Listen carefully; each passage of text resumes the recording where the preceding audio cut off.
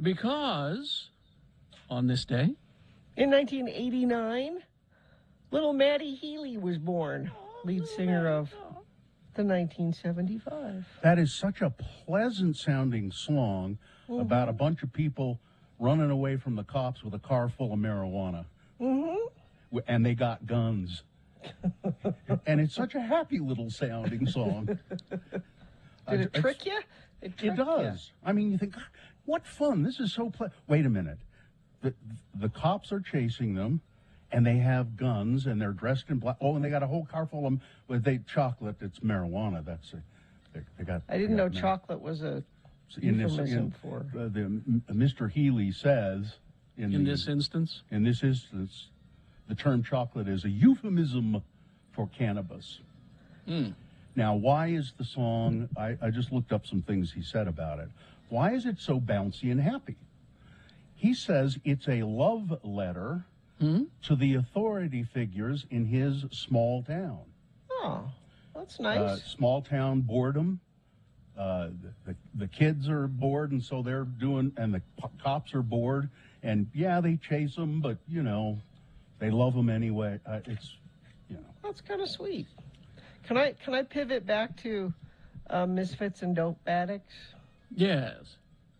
So I haven't told you guys this yet. You're hooked on something, aren't you? Yeah, I knew it. You are. No. It's Crank. You're doing Crank, aren't you?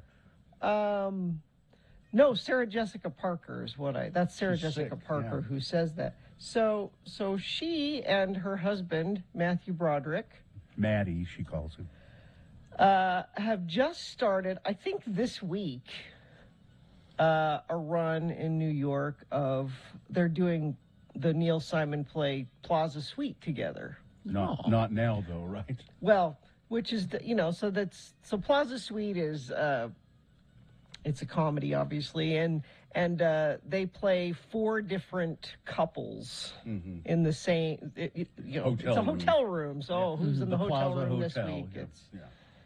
And my sister McKell and I, when we first saw that pop up that it was happening, we're like, oh, we need a sister trip to go see Sarah Jessica Parker and Matthew Broderick in Plaza Did you all Suite. go like this? Really? Sister trip? Yeah, exactly. Is that what it was? Yes. That's exactly what happened, right? To go see this alleged comedy by Neil Simon. Well, it's not that funny.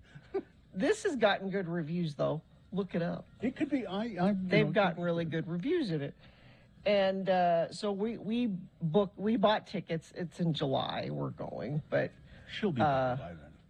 But so like 2 days ago. So 2 days ago, Matthew Broderick, and it just opened. I think they've done 3 performances of it.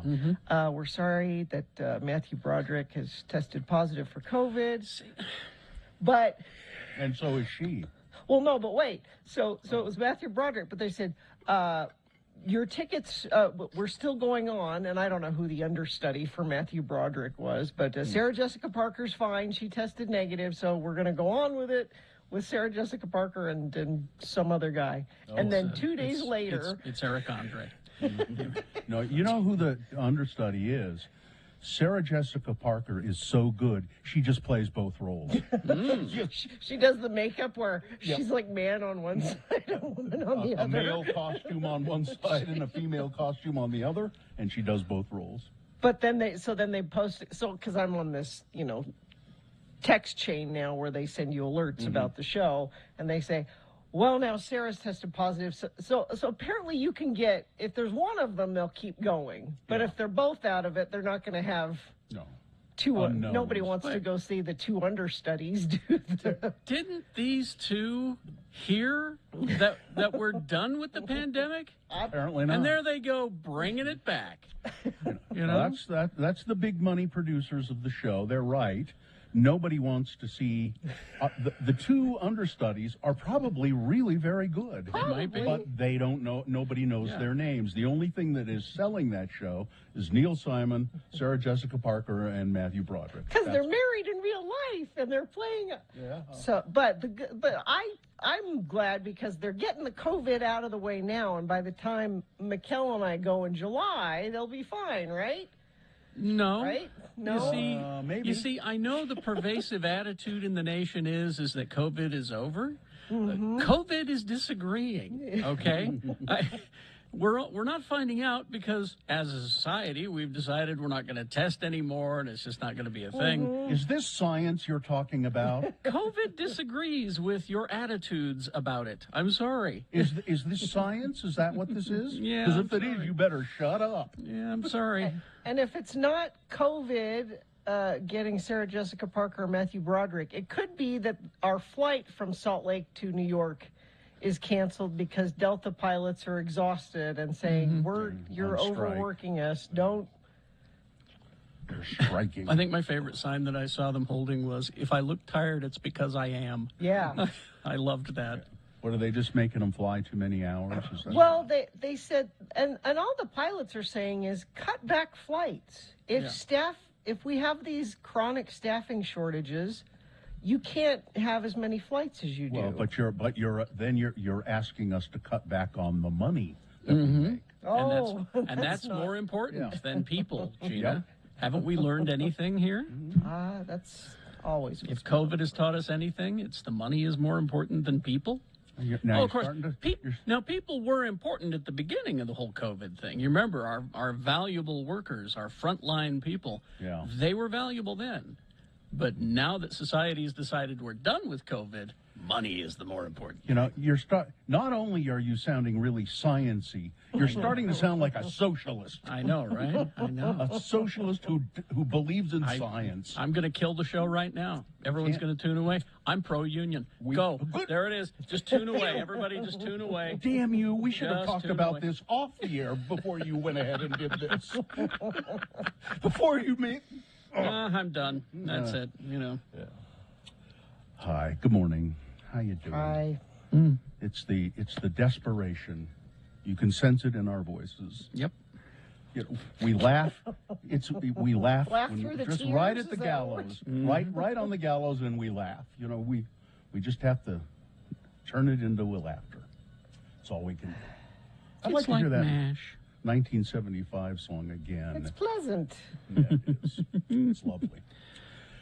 Well, Let's see. A lot of airlines have to fly a certain number of flights in order to not lose operating certain flights or at certain airports. So just cutting back flights isn't possible. Yeah, it's an airport thing. they say you can't have the route anymore if you're not flying enough flights. That's what out. happens. Yeah. Yep. Well, All right. So that means we need to change the rules at the airports, and that's the FAA, and that's getting the government involved. And there I go again. I'm sorry. All right. Well, Anyway. I just hope the air traffic controllers don't go on strike. Yeah, because Remember when- President Reagan will fire them. Every one of them. All right. Well, let's the sooner that we do get this over with, our last show can be done. Yeah. Let's get going. 877-602-9696. Be one of the 6 callers this hour. Mandatory. We'd Or you like to hear lose your from place you. at the airport. We have to have so many callers, or we'll lose our place on the dial. We really do want to hear from you. Just check in with us, 877-602-9696. How's it going, huh? We'll give you a radio from hell, a man bag, a tote bag, whatever you want to bag, you can do it in this satchel we're going to give you. I've got to be better about using these reusable bags. I realized, because I have a stack of comic books over here, and I realized that every time I go to the comic book store, I get them in the little grocery type bag, you know. Yeah, don't. And I got a take your ton of own these bag. here. I got to remember to take in my own bag, or don't get a bag when I go to the comic book store. It's a problem because, just quickly, I use the reusable bags a lot. But I need those little plastic grocery bags for cat poop, for the litter box. And sometimes I run out of them because I'm so good about using my reusable bags. I guess I could use them and then send them to you. I Yeah, suppose. I mean, I could use them probably. I got a It's bunch another of way them. to recycle. Yeah. All right. Anyway, 877-602-9696. Check in with us, won't you? Well, Punk, let's get to the movie review, shall There we go. That's why nothing to spend in the summer in and out of health facilities like 18 fingers of death. Tell us who stars in this opus. Well, this is the only movie that's better than 17 Fingers of Death. Yeah. It stars James Liu. Oh, so this is a sequel then. Yeah. Yeah. He's Buford, the down-and-out action hero. James Liu. Okay. Okay. And we got Maurice Patton. Yeah. He's Ronald Mack, the college student and wannabe director. Okay. Lisa Arturo. Nope. She's Sushi Q, the Honorable Fortune Cookie CEO. Okay. Pat Morita. Oh, well, there's a name I recognize. Arnold from Happy Days. So I know this movie's at least a year old, right? Exactly. Well, I noticed he's got lots of others that are in post-production. Oh, God. All right. He's the humble restaurateur. We got Lorenzo Lamas. Lorenzo, Lorenzo Lamas. Yeah. He's a Antonio Bandana, the singing martial artist. Okay. Oh. Robin Shue. It sounds like just a great movie. Oh, yeah. He's Jackie Chong. Yeah. And we got Charlie George Brown as Chuck Norris. Chuck Norris. Okay. Oh, God. And Kurt Graves as Steven Seafood. Okay. Tell So- us the plot of 18 Fingers of Death. Well, as far as I can tell, this guy starred in 803 of the finest action movies ever filmed. But he's come up with a script for what could be his breakout role. But when the producers back out and pull his funding, he's forced to pull out the "will work for Kung Fu for money" sign and sell his Kung Fu movie memorabilia in order to get enough money to make a movie in 1 week for the Sundance Film Festival. God. And they managed to get like about 90 minutes out of this? Yep. Jeez. A full 90 minutes. All right, have you got a scene from 18 Fingers of Death? Yeah, I thought I'd give you a little Pat Morita. Okay. Oh, good. Pat Morita. So here we go. Oh, Mr. Lee, listen, I've always been wanting to know, do you have Chinese Jews? Chinese Jews? Oh, very sorry today, sir, no Chinese Jew. We only have the apple Jews and the orange Jews. Oh, man. This is worse than I even dreamed. What are you giving this movie, Punk? I'm actually giving it 3.5 Prozac. What? It's the pills talking, Punk. It's the prednisone. I think it's the prednisone. For Cool. digging up guano, Mm-hmm. lining up to fight. You can only fight the good guy one at a time. That's you right. have to circle him. Yeah. Feathered hair, the drunken bastard, Bong Fu the series, a wicker basket beaten, bow tie in the kitchen, cowboy Fu, a fallen in love montage, an attack midget, and yes, learning to speak out of sync. Learning to speak out of sync. All right, and what junk food are you going to have while you watch this movie? I think you need to gather a few Lynn Wilson's meat and cheese burritos with extra cheese and onions. You can mix in the Durkin's French fried onions as you need.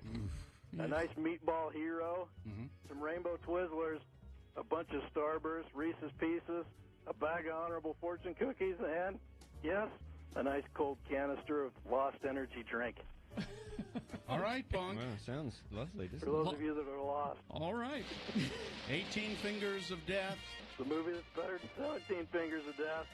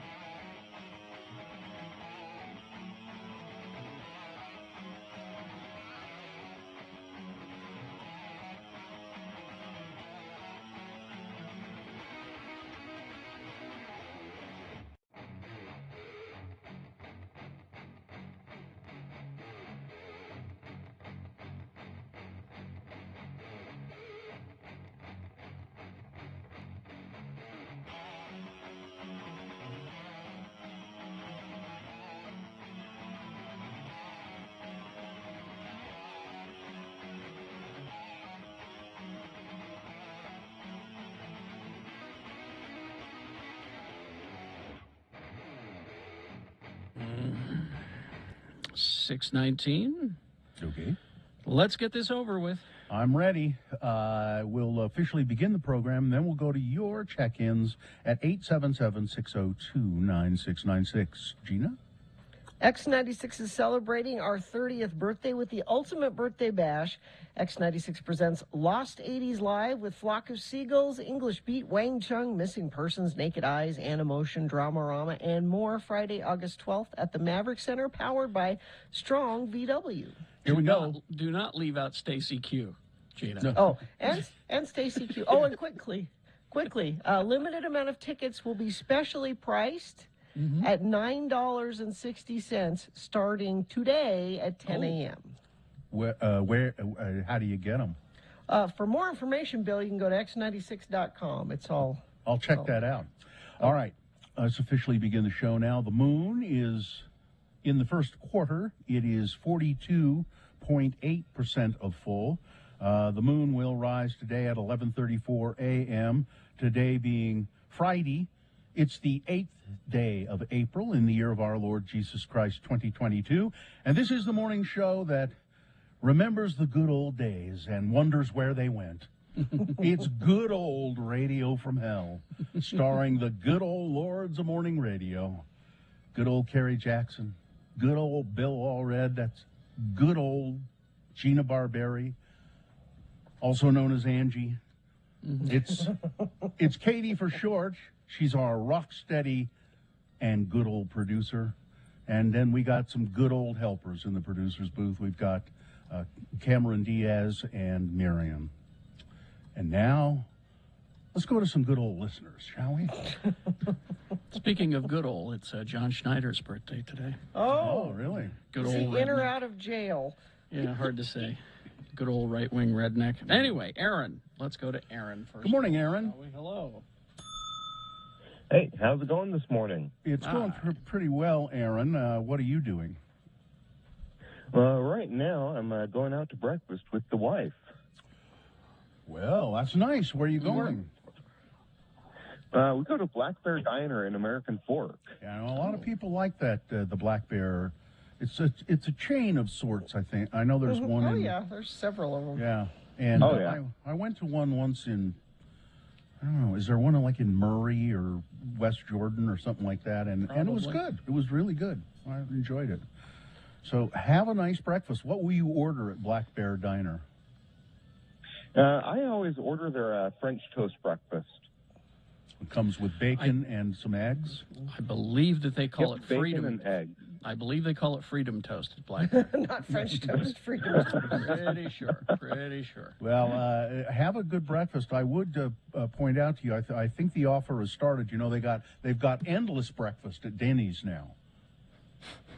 Endless. Yeah, but we have a routine. Can't break routine. All right. I understand. You know what that. we should do? We should give Aaron a French toast bag. Freedom A toast. freedom bag. toast. A bag. freedom toast bag. If you would like one, That sounds Aaron. fantastic. All right. Okay. And share it with your wife because we're only going to give you one. Well, Right. It's big enough Okay. for two. Yeah. It's big enough for Hang two. on the line, Eric. All right. Aaron. Aaron. Sorry, Aaron. Aaron. Let's go to Lee. Hi, Lee. Hi, Lee. Good morning. Hi. Good morning. What you doing? Good morning. Oh, I was just getting to my office and thinking about my wonderful adventure at the DMV yesterday. What was your What was so adventure? fun? Well, what was not fun about it was my inability to conjure a fart when an unmasked woman sat next to me Okay. in the wait area. I know great. that the Denverine can probably conjure a fart. at I've any gotten time. I've gotten so good at that. Yeah. I can just fart on command. And you know You know, what? I got a way to aim them too. Oh, The spleen. you must teach me. Mm-hmm. You must teach this young man how to conjure a fart. I will. Off the air. It's That a would've been secret that great. not everybody can have. Lee, what you said you were at your office. You have your own office? My office is kind of a warehouse, and my desk is a big round table, I guess. Okay. Oh, But okay. essentially, I have my own office. All right. Well, Lee, is there anything else you'd like to add? Would you like to tote bag? No, but if you sit next to somebody at the DMV, Mm-hmm. please don't pop your gum. And hopefully that person you sit next to cannot conjure a fart. All right. We'll give you a tote bag if you want to hang on. It's so big, I lost count of how many farts that bag would hold. Oh, jeez. Many. A lot Many. of them. It's A big. lot of them. It's really big. All right. Hang on All right. the line, Lee. Hang on, Lee. We'll get your information. Let's go to Jacob now. Hi, Jacob. Jacob, I am sure you're really happy to join this high-class radio program. What are you doing? I absolutely am. I just normally never get the chance to check in because I'm usually getting ready for work, and I figured I'd call for the first time. Oh, well, Oh, thanks well, for doing welcome. it. Thank you. Are you ready for work now? Actually, no, I took today off for my birthday. Oh, happy Happy birthday. birthday. How old are you today? Thank you. Turned 31. You know, I'm not being critical of you at all, but I've never understood people saying, well, I'm taking the day off work because it's my birthday. I don't know why that's an excuse to take a day That's off what work. it is. It's an excuse to take a day off work. That's what it is. Well, yeah, it certainly is. I've just got plenty of vacation time to burn, so I got to use it before I lose it, and I figured, why not? All right. You want to well, spend your birthday the way you want to spend it. So, like if it checking works in with a for- radio show? Yeah. Well, we definitely should give you a tote bag as a birthday gift. And it's a bag really you can put all of your other birthday gifts in. Do that you'll you be have receiving. other birthday-related things to do today? Yeah, I'm planning on getting a few things done, but then hanging out with some friends and then doing stuff with family. Here's the thing about the Radio from Hell tote bag. Big enough for a sheet cake. Yeah. Mhm. You could Yes. fit a sheet cake in there. Yeah, you Whole could. sheet cake. That shows good design. Yes. And and sheet cake, not the best cake, but sometimes it's good enough. Yeah. Yeah. I wouldn't say no to I a don't sheet mind a cake. sheet cake. It fills a need. Yes, Absolutely. you have a large number of people. You can cut a sheet cake into the smallest squares you want. I want a corner piece. And it's still delicious. All right. Give me a corner piece. Yeah, and you can make it last. Yeah. Happy birthday, Jacob. See you later. Thank you very much. Hang on the line. Katie will get that for you. There's a texter who says that men don't listen. All your callers today are men. Well, smart people said it. Yeah. And we There have was a to believe graph. them. There was a graph and a pointer. And PowerPoint, the whole Yep. thing. Yeah.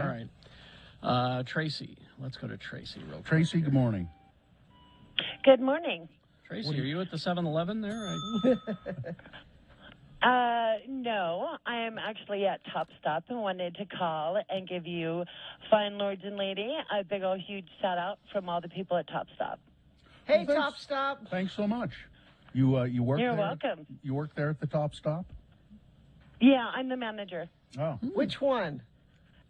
23rd and Foothill. Oh, okay. That's right before my you get Top on the Stop. freeway. That's Gina's Top Stop. That's my Top Is that- Stop. That's Well, my then you favorite. should come in and say hi. That's my favorite place to get gas. I'm sorry to admit I don't have a Top Stop. You and gotta I- get one. And I don't. Well, I didn't even know there was a Top Stop. You got to get one this instant. You gotta get one. Absolutely. Is We there will one? hook you up. Is there one closer to my house than Foothill, Gina? Or is that would be the closest one? Gina, get on that Top Stop near okay. me. Okay, all right. I'll come say hi. All right. Okay, sounds good. Let's give you a tote bag to put all of those cups in, all of those refill cups in. All right. Hang on the line. Nice, thanks. I understand they just in the business wars they beat the hell out of Bottom Stop. They Is just that right? beat them.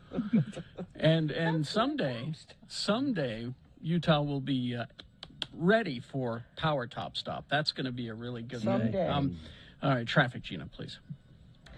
Only one incident to tell you about. It's a crash northbound I-15 at Center Street in Clearfield, so not down in Utah County, in Clearfield.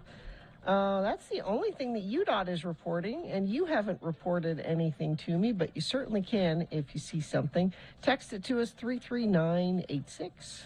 All right. We will take a break. We will be back. We'll be back with things you ought to know. And Sean Means reviewing movies coming up. Stand by for that. Have another drink with Jimmy. We had porch wine. Yay. Yeah. So we'll tell you about that coming up. X96.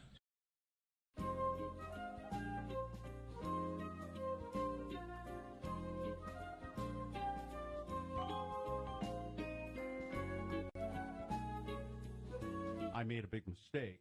Well, I didn't. It had to be done at some point. I haven't gotten on the scale, weighed myself, that is, since. So I had some back surgery to relieve some pressure on, excuse me, on the nerves in my back, and that has made it difficult for me to. Well, it's made it impossible for me to do any exercise. And I exercise a lot, usually. And then I went on vacation. Well, sure. And You don't ever weigh yourself after vacation. and you always went on, and you always put on a little weight on vacation. So a lack of exercise for a month, and then going on vacation for however many days to Hawaii, which involved a lot of Pineapple? Drinking.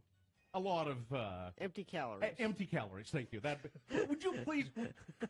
Damn it, Gina! Could you start with the euphemisms? Would you not zero right in on the problem? Start with the euphemisms. I mean, I say, oh, is Ann Flo here? You know, I don't say what, John the Rag, you having a period? You're trying to be funny? Start with the euphemisms, please. Before the reality? Yeah, don't let the reality just don't smack me in the face with it, please. So 10 pounds since the last time I weighed myself. So in a month you've gained 10.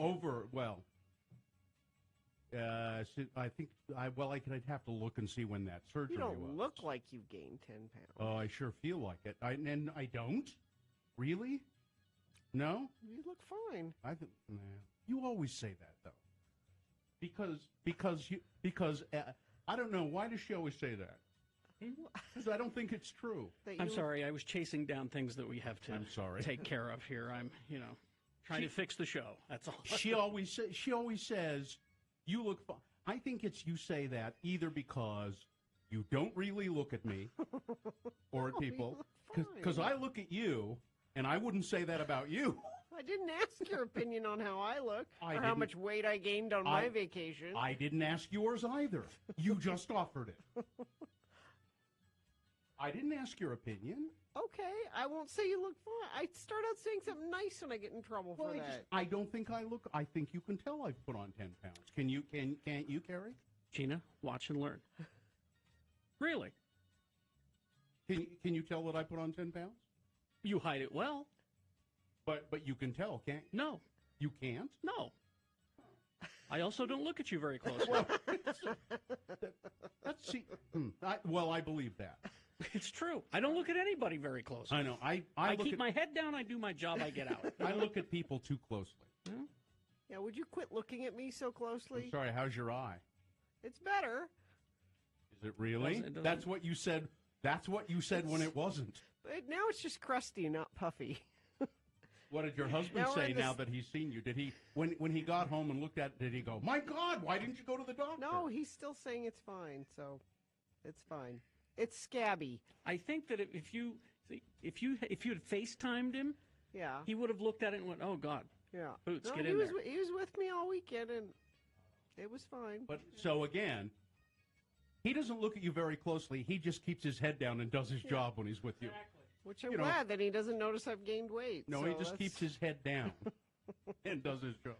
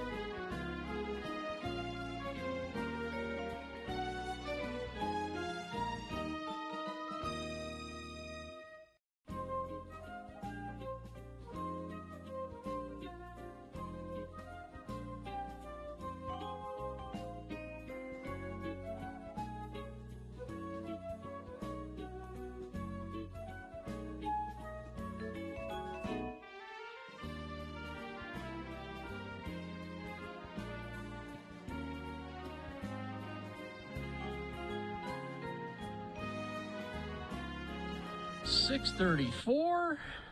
We do have Sean Means reviewing movies coming up just after 7. Oh, and don't forget at 7 o'clock, it's the big money giveaway. Yeah, we'll give you a keyword that you do not text in, that you enter at our website. We'll explain it more to you then. All right. So before that, do we have things that we need to know? Yeah, sponsorable content. You were talking about Sean Means there, and it made me think of this news story I saw today. So I'm looking it up right now. Well, while you do that, let me do this. For over 65 years, they've been part of your community. While the name is changing, commitment to you is not. Welcome to You First, YouFirstCU.com. I'm not finding it. It's about a movie called Donbass, which is a town or an area in Ukraine. And reading about it, it's just really weird. Now, maybe I didn't put it in the entertainment file. Maybe I put it in the... I'm sorry to do this, but it's really, it's something that we should talk about right now. Here it is. It's a movie called Donbass. It's called Donbass, War in Ukraine, the prequel. It says, when you purchase a ticket for an independently reviewed film... Oh, no, that's wrong. It's directed by a guy named Loznitsa. The movie Donbass opens in American theaters today. It's not a new film. It was an Oscar entry in 2019 after making its debut at the Cannes Film Festival the year before. And the events depicted on screen, fictionalized recreations of things rumored to have really happened in Ukraine, take place a few years before that, these events, in the wake of Russia's 2014 invasion of eastern Ukraine. Watching it now, as reports of Russian atrocities in other parts of Ukraine dominate the headlines, it's unnerving in a way that's hard to put into words. The movie's timelessness is obvious enough, and its prescience carries, at least for this viewer, a jolt of shame. The images of what was happening then provide a prologue to the horrors we are witnessing now, and amount to an unheeded warning. We barely know about the Russian incursion into Ukraine in 2014. I remember a little bit about it, hearing about it, but not a lot. And apparently, it was as bad as what we're seeing today. Yeah. But for some reason, today we care, and back then we didn't. Why would that be? I just thought that was strange, and it made me think of it when you mentioned Sean. So thank you for indulging me. Now I want to. This is kind of sad. Betty White, of course, beloved actor who died this year. Yeah. Many of her personal belongings are going to auction. Awards. She doesn't need them anymore. She died last year on December 31st. She almost made it. There are a bunch of awards that she won, paintings that she owned, scripts for productions that she was in, jewelry, red carpet outfits, and from the homes of the Golden Girls. It's all on display at Julian's Auctions in Beverly Hills. This is an auction representing an incredible life and career. It's a lifestyle auction, said Martin Nolan, the executive director of Julian's Auctions. All these items came from her home in Brentwood or her residence in Carmel in Northern California, where she lived with her husband, Alan Ludden, for many years. The most personal item is a 14-karat gold watch that was given to Betty December 25th, 1940, with the initials TCW, which, of course, is Tess White, Betty's mother. Oh. It's interesting to me that there are not family members who want to keep this stuff. Well, my guess is the family has already gone through the stuff, and this is the stuff they don't. Or there aren't any family members around. I just was wondering that. Did she have any? Did she have any children? I don't think so. I don't think so. Or was it all pets? Pets. Yeah, it I was don't think all she had pets. kids. And she didn't ever remarry after Alan Ludden died. And I don't think I think that there was just nobody to give it to, and so there was probably an estate sale, and this auction company bought it up. That's probably what'll happen with me.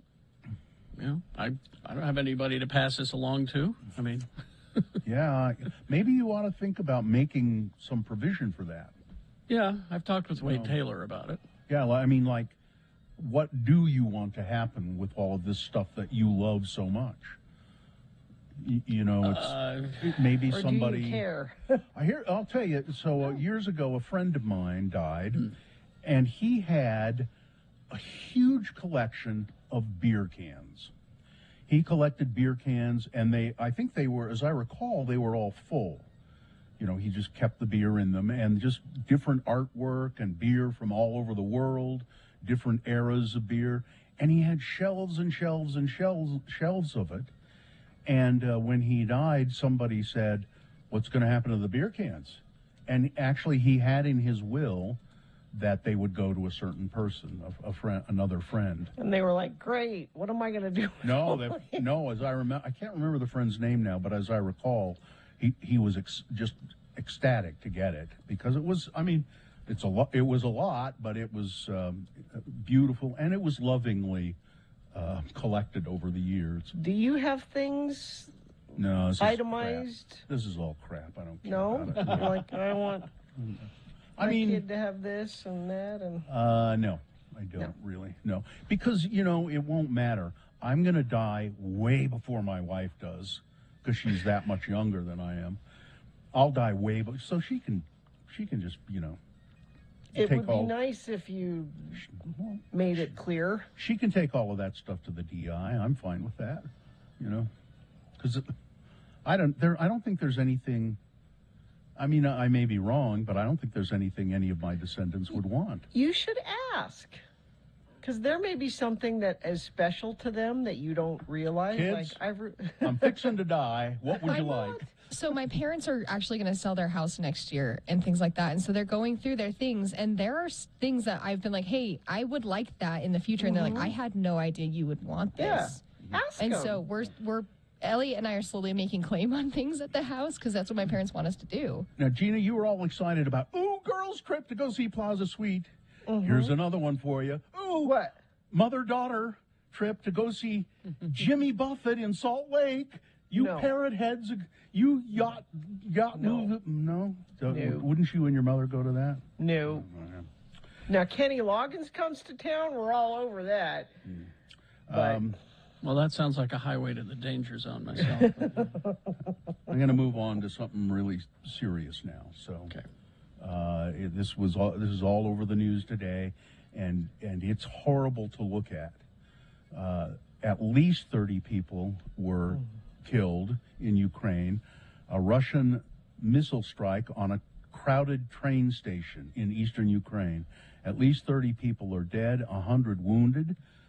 In what appeared to be a major attack on a main point of evacuation for thousands of people trying to flee. They knew that this was Of course. they knew what was going on at this train station. They knew that these were people trying to get out of Ukraine, and the Russians made the decision to kill as many of them as they could. Yeah. Platforms at the station in the city of Kramatorsk had been jammed in recent days, with people rushing to head to safer areas in Ukraine's west. Well, I guess the Russians decided we're going to put a stop to that. Tucker Carlson must be beaming right now. They're hoping, the Russians are hoping that they will break the spirit of these people.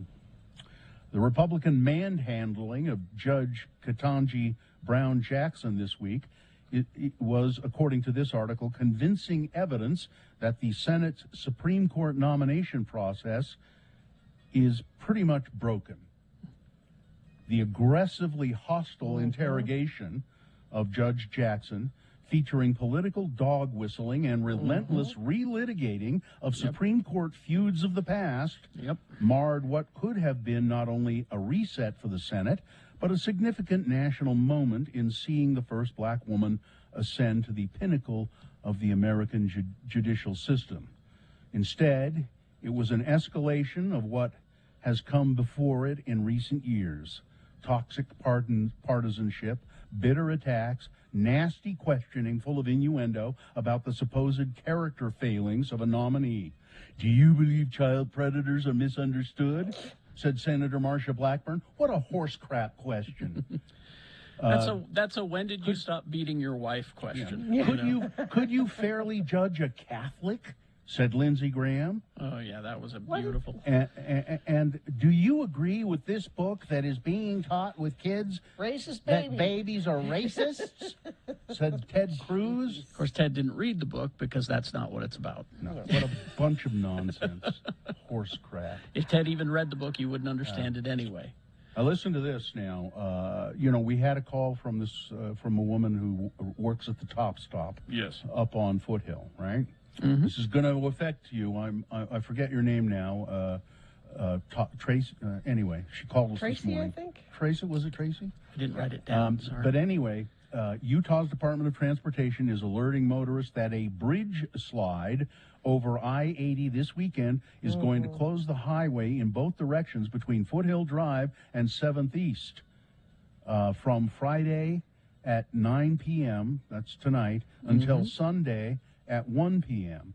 Construction crews. It's a big section of highway. Construction crews will demolish the existing 1700 East Bridge over I-80 and slide the new bridge into place. The new bridge has been being built right next to the existing bridge. That will minimize delays, and that's a kind of a construction process that was originated here in Utah. They're now doing this in highway construction all over the country. The existing bridge was originally built in 1960. This new bridge is going to be smoother, less bumps and. That's my secret bridge. It's my secret way around because it's kind of a tiny through a neighborhood hidden way to get over the freeway, rather than going all the way down to.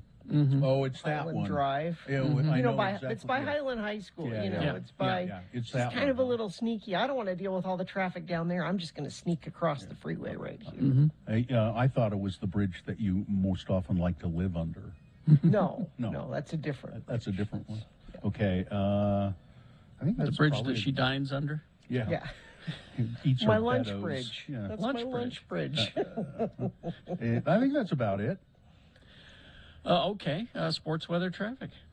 Well, there was question as to whether Tiger Woods was going to play in the Masters. Oh, he's playing in the Masters. Yeah. And swearing up a storm, apparently. he's swearing, which golf experts say that means he's playing well, actually, because he's fired up. And he is playing well. He scored a 71 in the first round of the Masters at Augusta, and on TV dropping F-bombs. Yep. That makes him one under yeah, par. which is pretty good for not even knowing if he was going to be able to play or not. So, and I was reading about the Masters, how crazy it is for fans. That it's a big deal if you're a golf fan to go watch the Masters. I imagine it would be. Yeah. But you can't take your phone. Yeah. No phones. Yeah. No heckling. Cameras. No, you can't say anything. Yeah. They will throw you out if you make a peep. You can take a chair, but it can't have armrests on it. Yeah. Because it takes up too much room. So essentially, you could take a stool. If You need a can't place sit to on the down. grass. No. But did you see the other part of that story? Food for sale at Augusta is ridiculously cheap. Really? They can get a sandwich for like $1.50. Sandwich. Apparently, they're famous for their pimento cheese sandwich. It's $1.50. You can get a beer for $5, which is unheard of at sporting venues. All of the sandwiches are. It seems to me, as I recall, they were $2 or under. Yeah. So I'd like to go to Augusta just to have a pimento cheese sandwich. Let's see. Thank you. Golf clap. Golf clap. The Jazz home game tonight against the Phoenix Suns. That's at 7:30. And RSL is home this weekend as well. They are home tomorrow against Toronto. That game starts at 6 o'clock. Weather, so really warm today. 75 for a high today. Sunny. And then we gradually cool off over the weekend, although we'll have nice sunny skies Saturday and Sunday, but we gradually cool back off into the 40s. And they're saying Monday, Tuesday, we could have snow down in the valleys again. So Really? not just rain, but Sunday overnight into Monday, we get below freezing again down here. So but enjoy your nice sunny weekend. Traffic, I thought I saw friends of the program sending in a couple of things. Traffic lights out on the 201 from 72nd to 80th, and traffic is backed all the way up from 84th to 72nd, I-215. Those are two different people sending those issues in. Treat that as a four-way stop if you come upon that. Crash I-15 southbound at 7th South in Clearfield. Cars are on the right shoulder there. And like those other friends of the program that sent in that 72nd South issue, they text that in. You can too if you see something. Just send it into 33986. All right. Oh, we got a few minutes here. I have an interesting question that someone asked via email. When do we do the best question of the week usually? When did we used to do best question of the week? Yeah. Is that like Thursday, right? No, it was Fridays. Oh, it it's was today? Every other Friday. Today we every have other Friday? double segment with Jimmy. Okay, so let me do this question now. Yeah, we have time. This is from somebody who says their name is Mom's Spaghetti. That's their that's their email address, All right. Mom's Spaghetti. Why? And there's no dear Carrie, Bill, and Gina, nothing. It just starts this way. Why is the show called Radio from Hell? Do you broadcast from hell? And have radios advanced, and do you have radios advanced enough to pick up the infernal radio waves? Do you go to hell, record the show, and then smuggle the recording back and re-air it on the radio? No, that would be a podcast. Yeah. Is it something else? Thanks for letting me listen, Mom Spaghetti. I started to think about all of that and the name of this show. And I think maybe those are legitimate questions in that this person is wondering, why is this show called that? Why is it called Radio from Hell? There it is. From hell. Tuning into the infernal. Yeah. That's how it's what it starts. What it sounds like when we first start. Yeah, until then we get it clear. Yeah. We've told the story before about why it's called Radio from Hell, and I don't know if we want to rehash that. Sure, we can mention it quickly. Okay. Since that's part of his question. I think Carrie came up with it, as I recall, and we both discussed it and said, okay, yeah, that was a very popular phrase at one time, and it was Richard Lewis. Richard Lewis really popularized it. We owe Richard Lewis I don't know how many thousands of dollars. Yeah, and and when we met Richard Lewis, he was kind of pissed off at us. He was, because as he said that that was part of one of my routines, my stand-up routine, and it caught on, and people started using it everywhere. And did it help me at all? No, it didn't. Yeah, he used to talk about his girlfriend. I have this girlfriend from hell. It was everything from hell. Yeah, and then it was everything from car hell. from hell. And we stole. And we admit, we stole that from you. But I think Carrie and I both have felt over the years, and you too probably, Gina. We wish it wasn't called that. Yeah, we'd like it to go away, but it won't. No, I don't think so. It's stuck. I don't think it. I don't think it can go away. Well, maybe it can. If there were other when we're people, Larry, Phil, and Tina, we can. You think call that it they would something still else. call it Radio from Hell? We couldn't. It will be called The morning show from hell with Carrie. It is Carrie, right? Will and Angie. Yeah, That's Will what and Angie, we're changing the logo to that. That's what it's going to be. But I mean, like, if we weren't here and they put somebody else in, they could. Would they? Would do you think that they would say you are now Radio from Hell? They You could. guys are. It's already out there. Yeah, it's like the Tonight Show. Yeah. You know. Yeah. Okay. That's what I think would happen. Yeah. Yeah, that would more than likely be what would happen. And people would go, "Huh? It sounds kind of different." Or they wouldn't notice at all. Yeah, that could be too. Or. Yeah. But anyway, I hope that answered your question. It's something that we did carelessly many years ago, Yes. and didn't think about what there. Of course, I've done a lot of things in my life that I didn't think about the consequences, and I think about them too much. Yeah. That's how I ended up with 4 kids. So I hope that answers your question. Hey, that's quite a voice you've got there. You ever think about doing radio? Huh? No, I haven't. U.S. Army, what's the threat? We've been invaded by a pompous radio ham. Yeah, that's me. Now here's my favorite. I am now going upstairs to smash our radio so that not even accidentally will I ever hear your voice again. There you go. That was our boss. Yep. All right, traffic, Gina, please. Traffic lights are out. Intersection of the 201 freeway, 72nd West. Treat that as a 4-way stop. Expect delays. Crash I-15 southbound at 7th South in Clearfield. Cars are on the right shoulder there. Those are the only things that UDOT is telling us about. Lots of you are dealing with that intersection that's dark. A few different folks sending that in. Thank you for that. If you see something, you can text us 33986. The Young Automotive Group, locally owned, has 25 stores, 8 locations in Ogden alone. Shop Ogden Automotive and Power Sports today and check out the inventory online at youngautomotivegroup.com. Think Young, think Ogden. All right. We will take a break. We'll be back right after this. We got your secret word to win some money on our website, x96.com. Be ready. We'll have it for you. Sean Means reviewing movies and Boners Round 1 all coming up. KXRK Provo.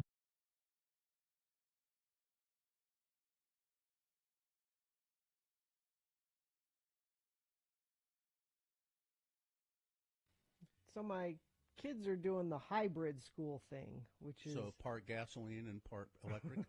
Yes. They're in person Monday and Tuesday, and then they're home the rest of the week. So they're home today. And Mohammed's class is right next door to me here. He's in the room. We share a wall, and I was a little worried that would be noisy, but it's been very quiet. And I just realized another bonus to having him here. He just knocked on the door while we were interviewing for the Comcast thing, and he had sliced up a beautiful Utah peach into perfect little slices and offered me some of them while he's... So do you use electroshock on them, or what do you do? You have you hook them up to some kind of electrodes at night and make sure that they're shocked into servitude and submission? He tap on. Excuse me, Mom. I just cut up this peach. I was wondering if you delicious peaches are great, Mother. right now. Mother, oh Mother, I've brought you a perfectly cut up peach, Mother. So what I'm saying is I'm enjoying the home school. That's working well for me. Some sort of science fiction movie going on at your house. Telling you. But this is also to tell you that the peaches right now are awesome. Yeah, I mean, they're Bill's delicious. going on and on about the corn. Oh no, I've had the Brigham City peaches too. They're great. He's under the desk right now, rubbing your feet, isn't he? No. He's massaging your feet right now, isn't he? Come on. He went back to class. In the room next door, but I have an extra candy bar, and I'll slice it up into some perfect little slices and bring you some later on, Mother. He does this thing at night. If he makes it upstairs before I do, he'll turn down the bed for me and Joe. Lord help me. Do you have you hold a gun on him at certain points Because in that's the the only day, way don't you? that things could be done. by force. I can't imagine. Electroshock guns, Yeah. People just don't do the right thing unless they're forced. That's why God exists. Kids don't do those things. That's right. That's right. You put the fear of God into them, or you put the fear of force into them, or both.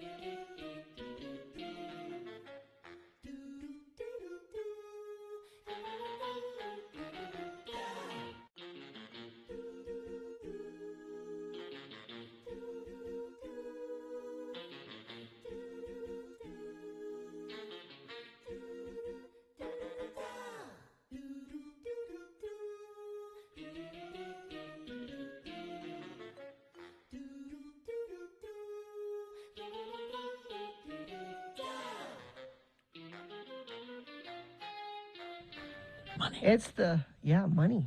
$60,000 giveaway. You have 2 chances a day to win $1,000. Go to x96.com.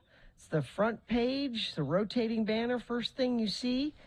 Enter the word ROAD, ROAD, ROAD, for your chance to win this national contest. Do not text that. Go to the website, x96.com.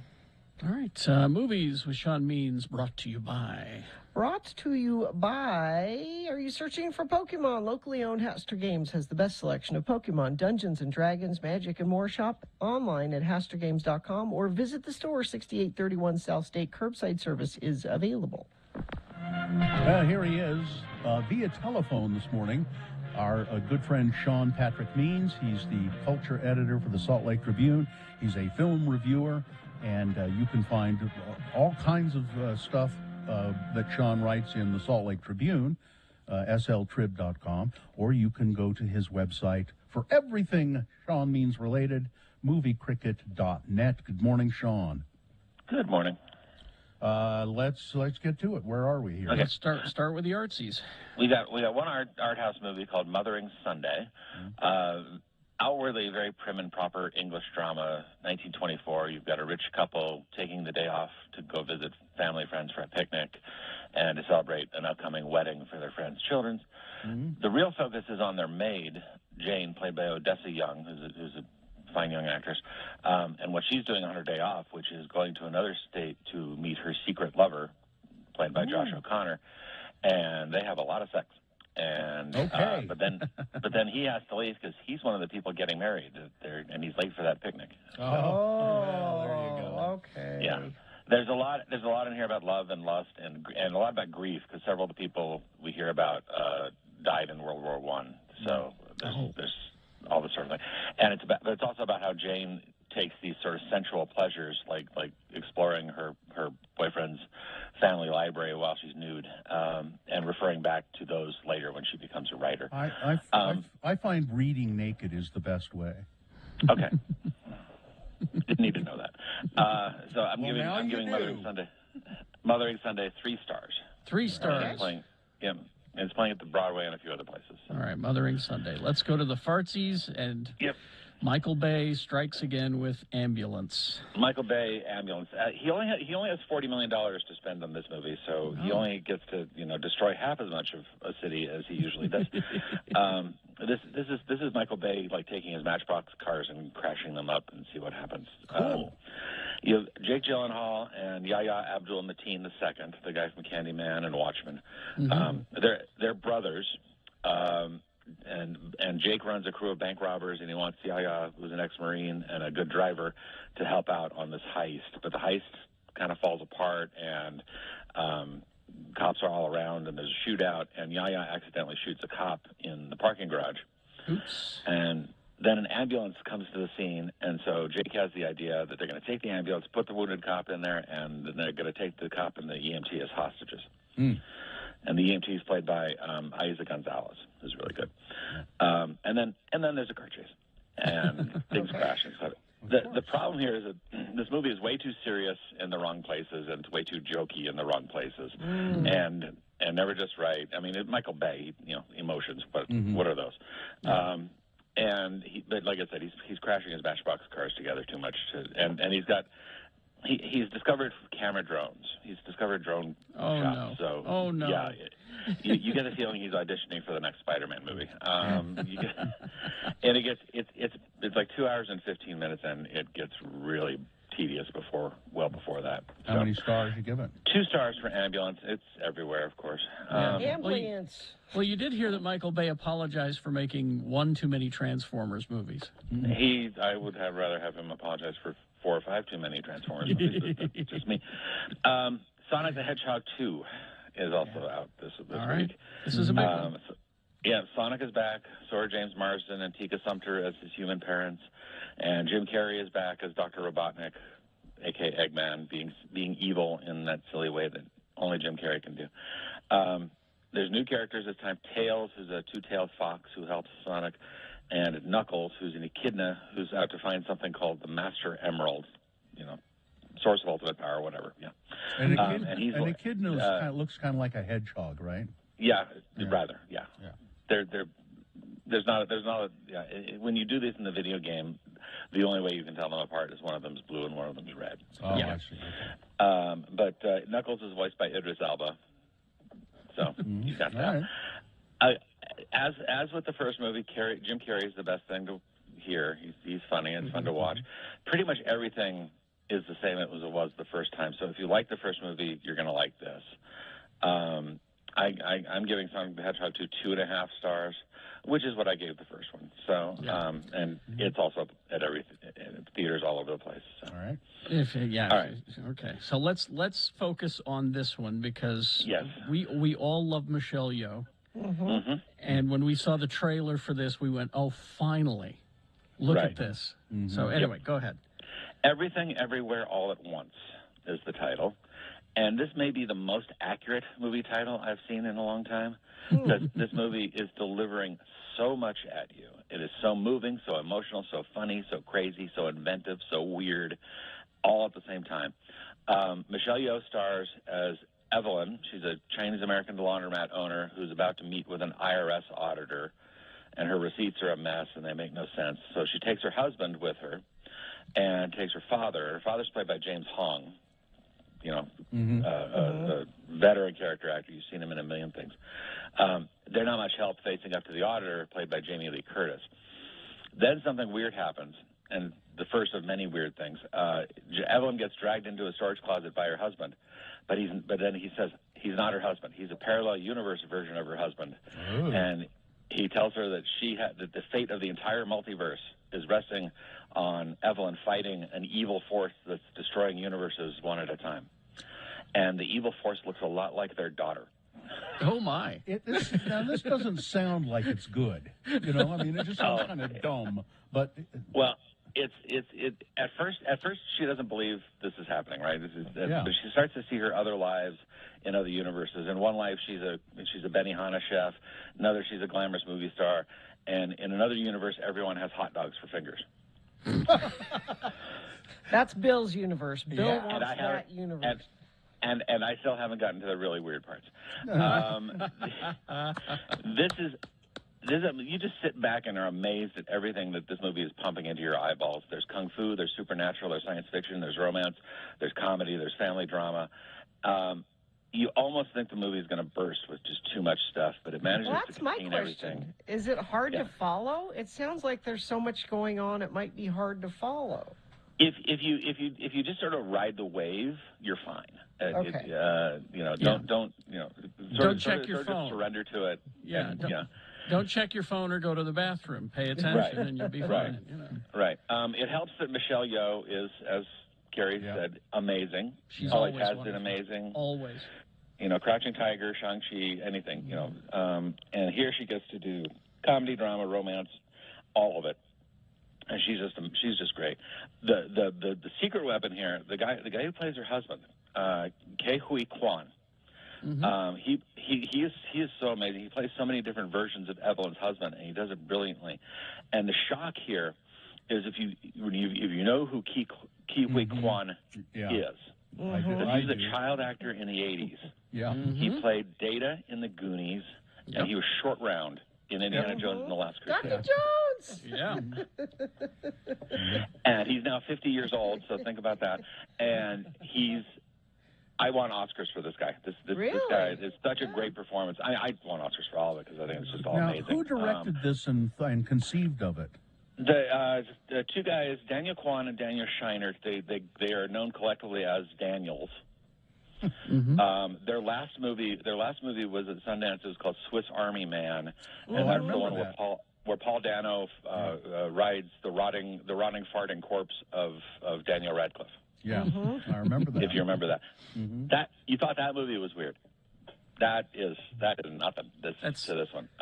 That is small. All right, that's great. I can't wait. Me too. This is breathtaking. There's so much going on. 4 stars, all the way.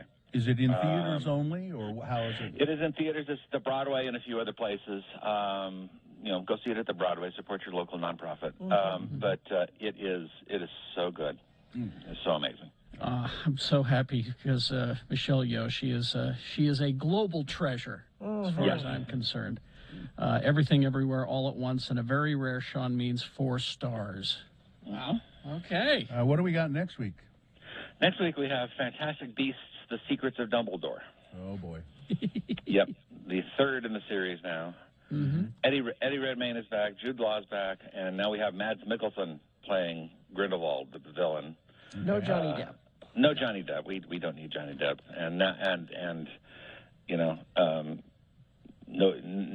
Next we have to worry about whether we have to get rid of Ezra Miller. So that's right. That's the next question.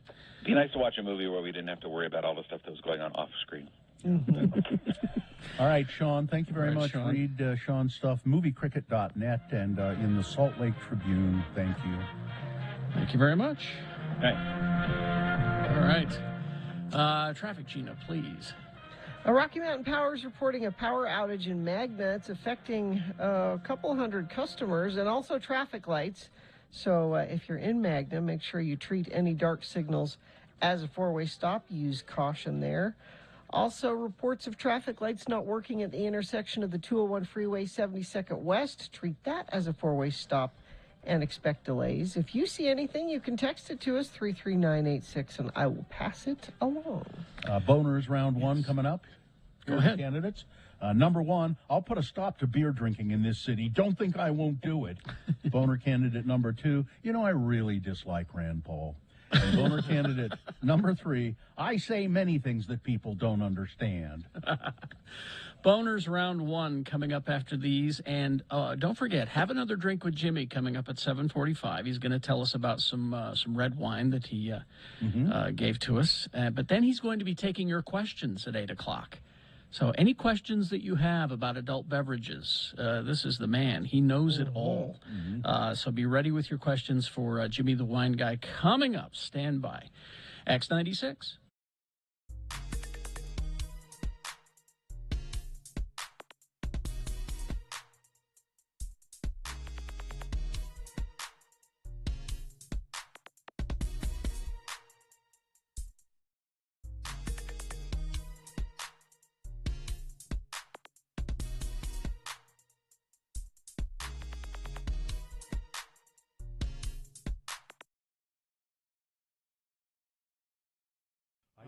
I have to go over to the stairwell here and tell Chainsaw Guy that we're ready for him. To come over? Yeah. Okay. So I'll do that. So this is usually it's a best question of the week, but this week it's Chainsaw Guy is going to be answering questions from you, our listeners. So Katie has some emailed with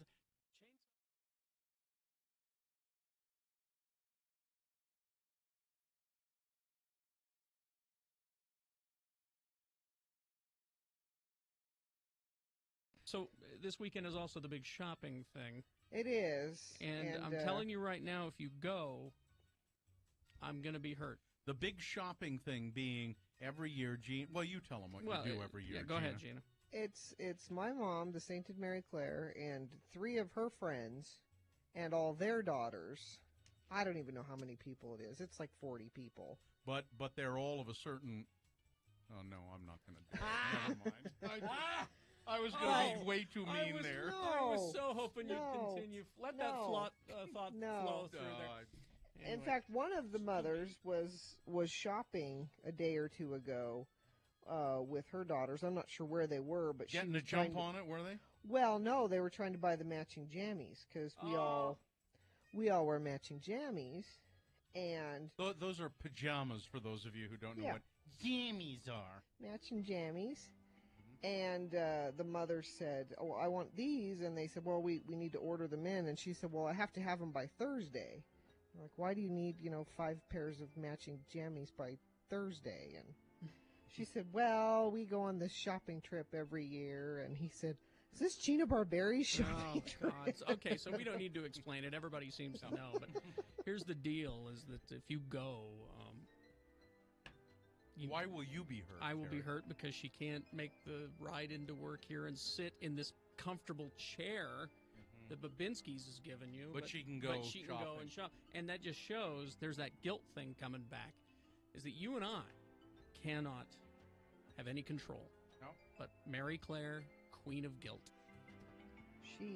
She directs my life, as you know. I don't think that you should let your mother make you go on this shopping trip. Right. That's right. Well, and actually we've talked about it a lot the last couple of days, and she's been worried about me, and I've been having some trouble the last couple of days. And Richie's having a T-shirt made for you, by the way. It just says "irritable uterus" on it. Well, I'd wear it. Let's see if we can get a second tie line to come in here. I know big radio stations can do that, and we're just KXRK Provo, but let's see if we can get a second tie line in here so that Gina can be at home and we can be at Jiffy Lube on Monday. And we can all be. All right. It'd be nice if we could do that. All right. It's the JT thing that's the problem. Well, JT can maybe send her traffic in pre-recorded. Oh, okay. JT, you're there, right? Maybe we could do that just for whatever one day, you guys want. for one day. That's a doable thing, isn't it, JT? As long as somebody can play an MP3 over there. Sure. Yeah, we can do that. Yeah, whatever you guys want. All right, we'll have Richie work that out. I mean, it would be sort of live traffic, but it would be like I'll send it like a minute or two. a minute for or us. two. Yeah. I won't be able to do my sign off though. Well, we'll be okay. We'll forego One that. day, one day. Yeah, whatever you guys want. Come All on. right.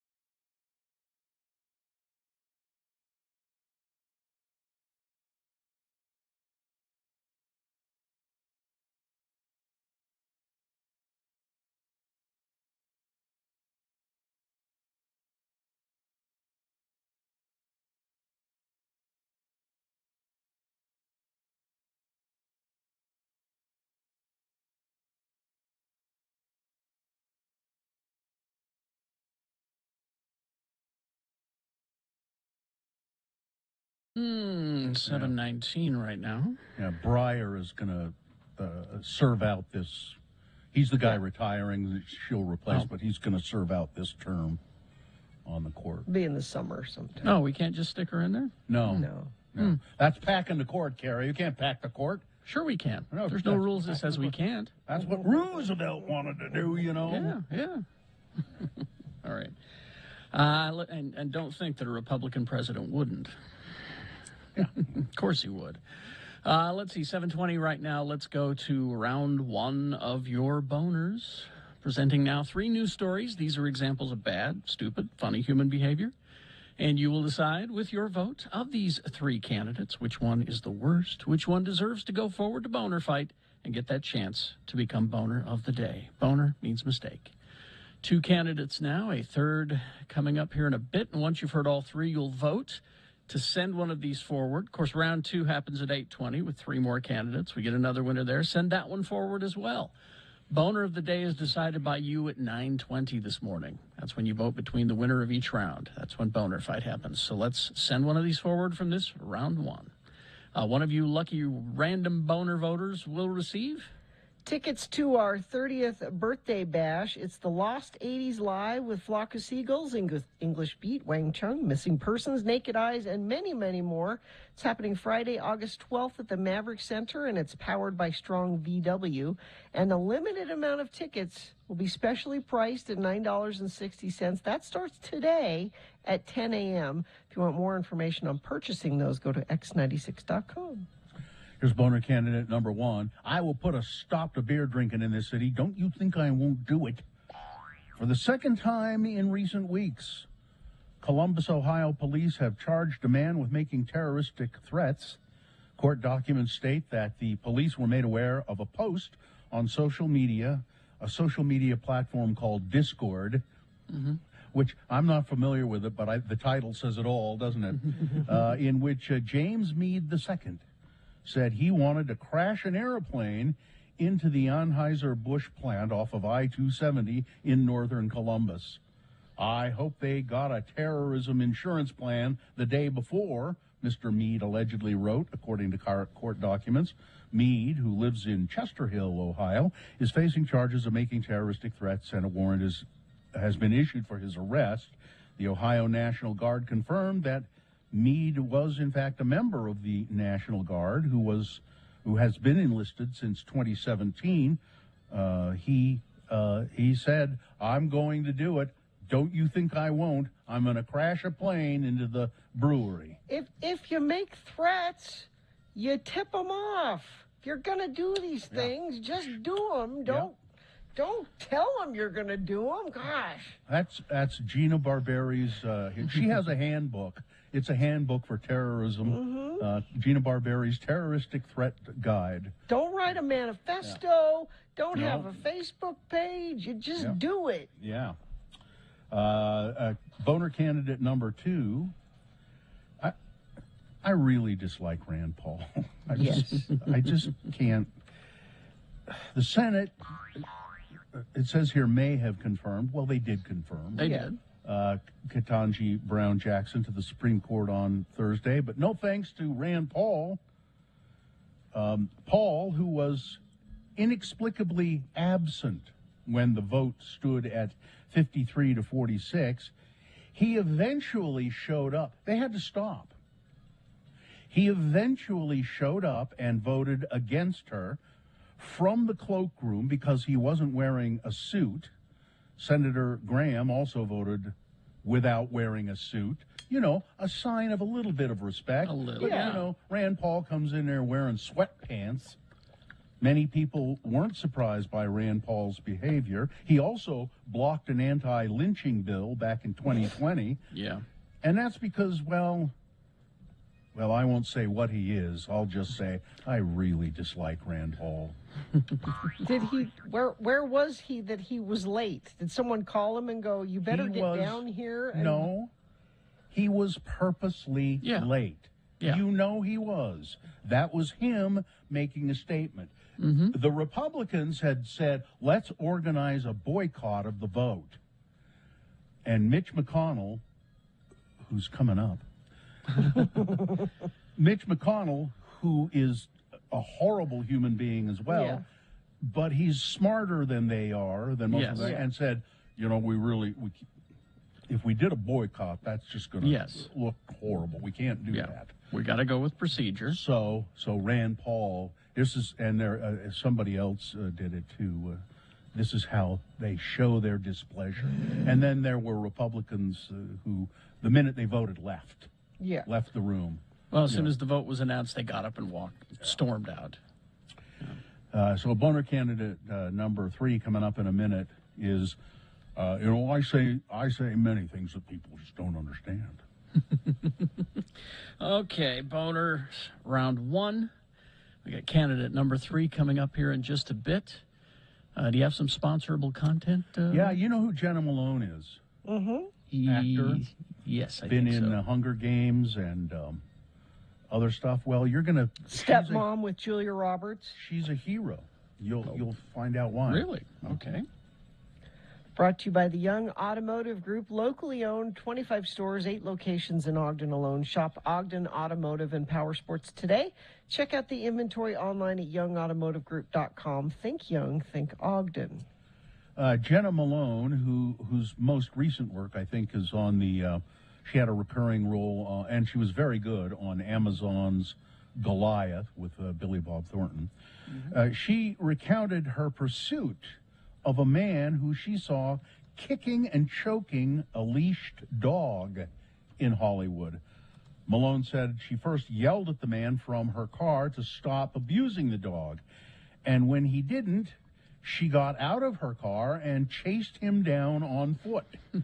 She was joined by 5 men in the pursuit of the man with the battered pup, she wrote. Since she then returned to her car and drove to where the men had surrounded the dog beater, who no longer had the dog. A fight ensued. I'm sorry, my news just went away. Where did it go? Oh, there it is. A fight ensued between the man and the rescuers of the dog. They attempted to find, and they did finally get the dog from this guy. And Jenna Malone took the dog to the vet, and he had many injuries. The dog had many injuries. Old injuries and then this new injury. She said, I can't imagine the level of torture this poor animal had to suffer. Champ is the dog's name. He's a small dog with fluffy white hair. He'd been missing, and now he's been she didn't keep the dog. She found out who owned it. He'd been missing and was reunited with his owner. She's a hero. He had broken ribs and a hind leg broken in 2 places, but they patched him up. Have your pets spayed or neutered. Alabama lawmakers voted yesterday to criminalize medical care for transgender kids who are transitioning, adopting some of the nation's most restrictive language and threatening doctors and nurses with up to 10 years in prison. So this is the party of small government. Okay. The legislation was approved as conservative lawmakers across the country have focused attention on transgender people and other LGBTQ issues. They have pursued an array of bills aimed at limiting what doctors call gender-affirming care, restricting what students are taught in the classroom about gender and sexuality, and barring some transgender students from participating in school sports. Well, on Thursday, Alabama lawmakers took it a step further and advanced the legislation that would require students to use restrooms and locker rooms for the sex listed on their original birth certificate. It also included an amendment that would restrict classroom discussion on gender and sexuality, and a version of this, which what the people are calling the Don't Say Gay measure. And the bill on medical care has emerged as one of the most far-reaching attempts to get rid of LGBTQ people for some reason. It makes it a felony to prescribe hormones or puberty-blocking medication or to perform gender-affirming surgery. It also would not allow educators or school nurses to encourage students to withhold from their parents the fact that the minor's perception of his or her gender or sex is inconsistent with the minor's sex. It is fascinating to me how effective this crazy right-wing boogeyman stuff. Oh, yeah. How fast it happens. Oh, yeah. How it's ubiquitous. Like, okay, we're all going to go with this trans. Okay, let's do it. Let's all go, and it works, and they go. Well, here, Gina, a couple of things about that. It's not surprising because there is an undercurrent, and has been for all of time, an undercurrent of fear of the other. Mm-hmm. If somebody is not like you, you're afraid of it because you don't know anything about it and you don't understand it. And that's human beings across the spectrum. But it And doesn't somebody affect was you and somebody was smart enough, some group smart enough, and this is not the only, Hitler did it. Big, strong men leaders do it all the time in other countries. They know what that fear is, and they say, here, this is what you're right to be afraid of this. You're right to be afraid of this. It's everywhere. Mm-hmm. And they divert Where is your the attention. evidence? Where is the evidence that whatever the doesn't have to boogeyman be. is? It doesn't have to have any evidence. It just has. They just know how to. But now you could do the opposite. If you identify, and it's probably been done. It probably has been done to me. The opposite being, I have a fear of something that I don't understand.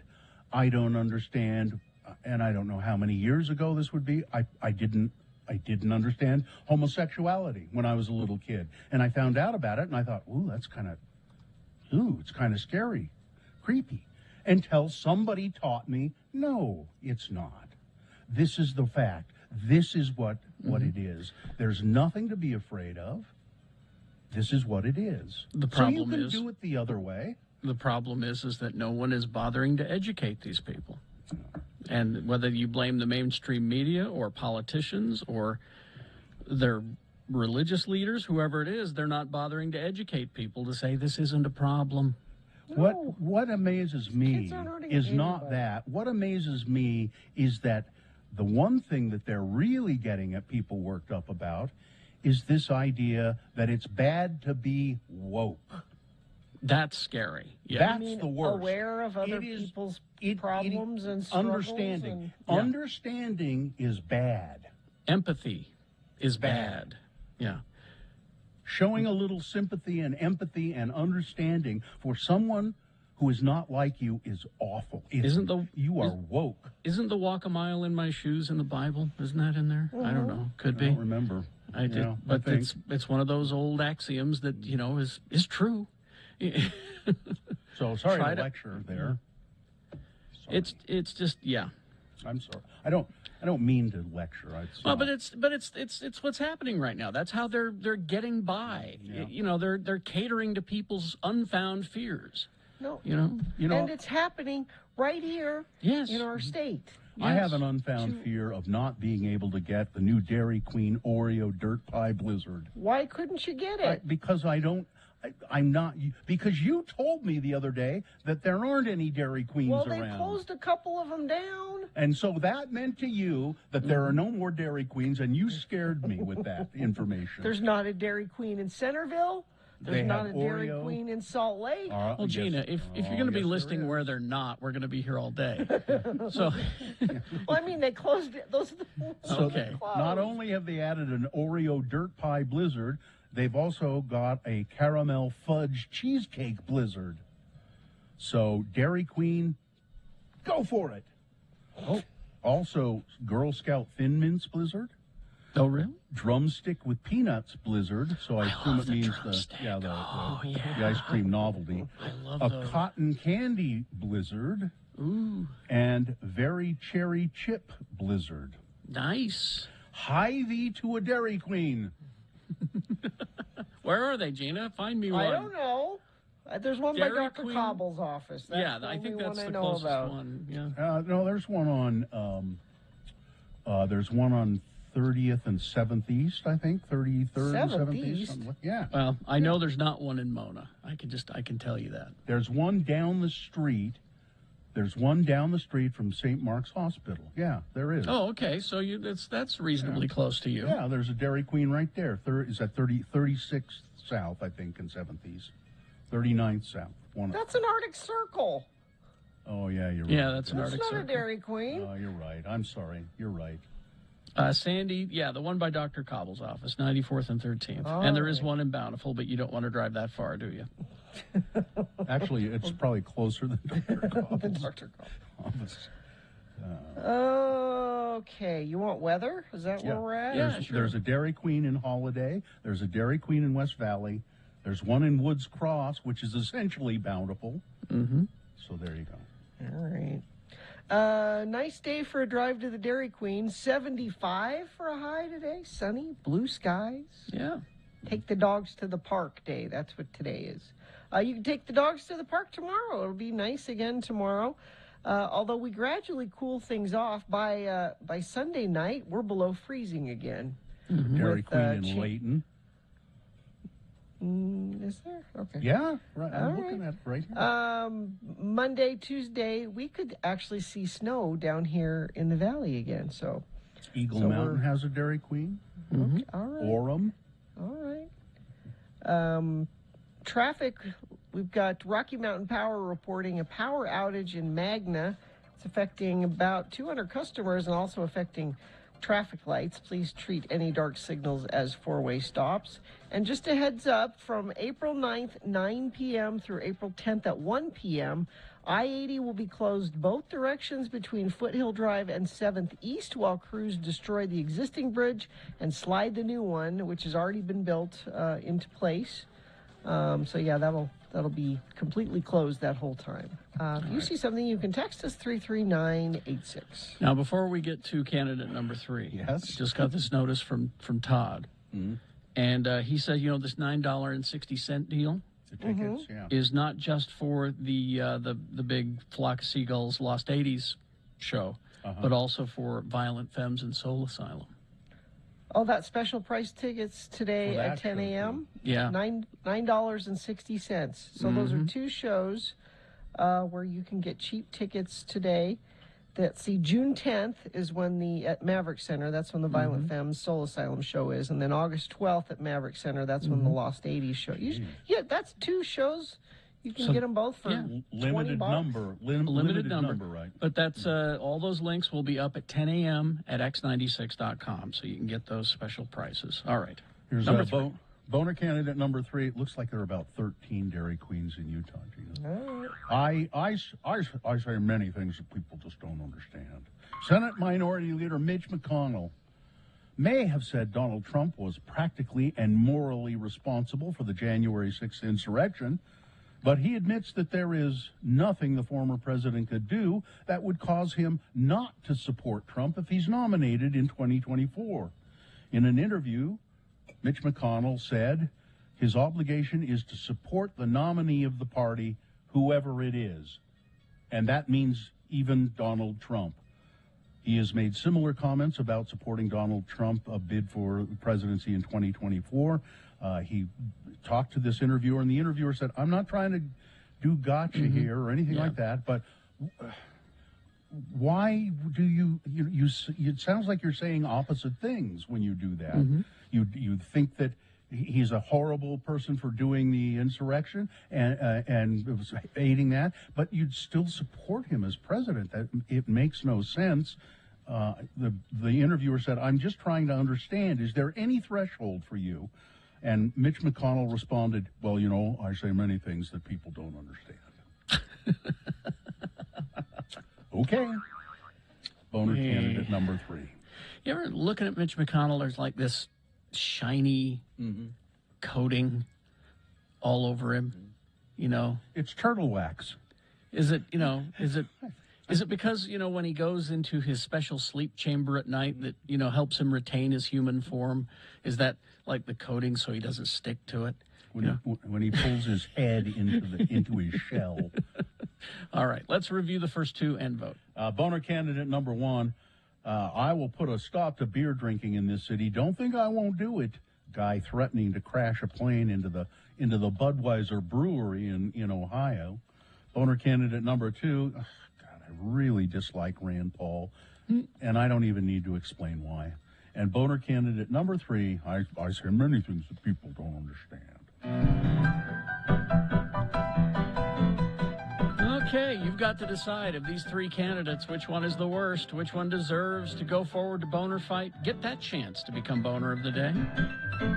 1, 2, or 3. Remember your candidate number, the one that you think should win. Put that single digit in the message of a text. Text it to 33986. Or you can call the producer's booth, 877-602-9696. Going online works as well, x96.com. Look for the box that says Boner Voting, April 8, 2022, and vote there. Now, this is just round 1. You got to send one of these forward. We got round 2 at 8:20. We'll do this again, 3 more candidates. Send that one forward. And that's when the 2 face off to determine Boner of the Day with your vote at 9:20 this morning. That's when Boner Fight happens. This is round 1, so send one of these forward. You have until the end of these messages. Let's go. Vote. Enjoying a delicious piece of German chocolate cake pie. Exactly. That's kind of weird, Travis. There's Travis the Pieman here. Hi, everybody. German chocolate cake pie. Exactly. We have an official pieman for the Radio from Hell show. Gina, by the way, I brought you your pie. Oh, it's a pie in a box. it's the McDonald's. It's the pie that she will eat. We know she'll eat that. You're missing out. It's the one thing I have in common with Donald Trump. You're missing out. This is delicious. It's delicious. It really is, Travis. And also, Gina, since I couldn't get you pie, I got you something else. What? Well, you got me pie right there. See, Travis has got an. Did he? Yeah. Yeah. Travis has been making stickers. Remain seated podcast stickers. Got the graphic offline. Was able to kind of jury rig a setup for it. So you've got some for the computer, for the laptop, for your car, whatever you want to do. I love it. Thank you. Travis, is it an Etsy store? Or it's an Etsy store called Pieman Graphics, or if you search Pieman Graphics on Twitter, it now pulls up links that'll take you right where you need to go. You know, Gina, that those stickers have beard hair in them. Do they? Yeah, probably. That's okay. I'm not going to eat them. I try to pick them out, but picking out the beard hair makes it artisanal. This pie has beard hair in it, and it's delicious. It's just delicious. Well, my boys helped me with this one, and, the 11-year-olds. Yeah, Travis sells stickers on his Etsy site. That's awesome. He's been selling Geek Show stickers. Now, Travis, you it's Pi Day, right? What do you know about the mathematical symbol of pi? Anything? It's the magical number that lets you calculate many things in geometry. The time that they actually celebrate it today, or at least the big math geeks celebrate it today, is today at 1:59 p.m. because then you get 3.14159, which are the first numbers of pi. Wow. I know. Okay. It's really you can get really geeky on this. So there's going to be math geeks at the bar at that time? At that exact time, they'll all raise a glass and they'll be good. And and there's little math things they come up with too, where they say that since there's 360 degrees in a circle, if you go to the 359th position of pi, there's 360 right there. If I understood math better, apparently this magical thing that you can calculate all kinds of things. It's an exact proportion that they figure is like a magic number throughout the universe. It helps things work. But we kind of adopted it too, is instead of just being pi as in the number, it's pi as in pie. Also, pizza today is big. I think Pie Pizzeria usually does some kind of special thing, or all the other pizza chains will do something special. I don't recognize the National Pie Day that they had back in January. Or February. We tried to call you out on that day, and it's just like Valentine's Day. It's a setup day where Big Pastry comes out and wants to sell pie. Big pastry. Big pastry.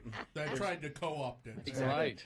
There's only two pie holidays that I celebrate, and that is Pie Day and Pie and Beer Day on the 24th. Yeah. Yes. Because nothing's better than a fresh raspberry pie and a Pilsner. Now, Travis, I know you also have you lost your job some time ago. I don't know what you weren't fired, but it was a. Yeah. It's just I'm no longer employed. Yeah. And so right now I'm looking for anything that's either integration or What is implementation. what is integration? It's I do a lot of software. Okay. And basically it's taking large groups of software pieces or hardware pieces and putting it together for major companies. Okay. So I do integrations, implementations, support. Mhm. So So if anybody has something like that and wants an employee that can bring pie on potluck day, exactly, lots of pie. That's he's a great pie maker, and he knows how to do like big software jobs. Travis, how do they get a hold of you? They can just email me at travislynnjohnson@gmail.com. And Raul down on the border sent us in the chat room a picture of one of your Trump stickers on his computer, I think. Yeah, I have a copy of the balloon Trump. You know, the big balloon that they were the running big around fat, England, and they brought it over to Los Angeles and into New Jersey. Yeah, I sell those on the site. So, Pie Man Graphics. Well, All right. thanks. I just Delicious. devoured the pie. One slice is enough. It's very sweet, but man, it's delicious. Thank you, Travis. No problem at all. Have a good one. Have a good pie day. You too.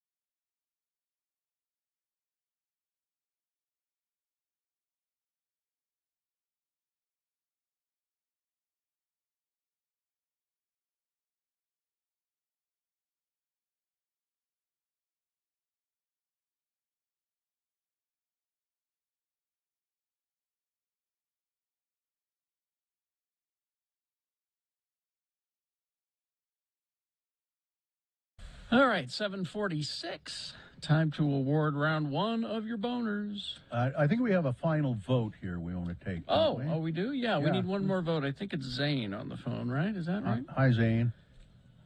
Good morning. How are you? Good. Hi, Zane. Who do you vote for? I'm going to vote for number 1 and number 2. Well, you can't do that. Yes, Jane. you can. Yes, you can. Yeah? You can vote as many times as you want for whatever you want. All right, all This right. isn't scientific. But Zane, I'm sorry to report that your vote does not change anything. But thanks for doing it.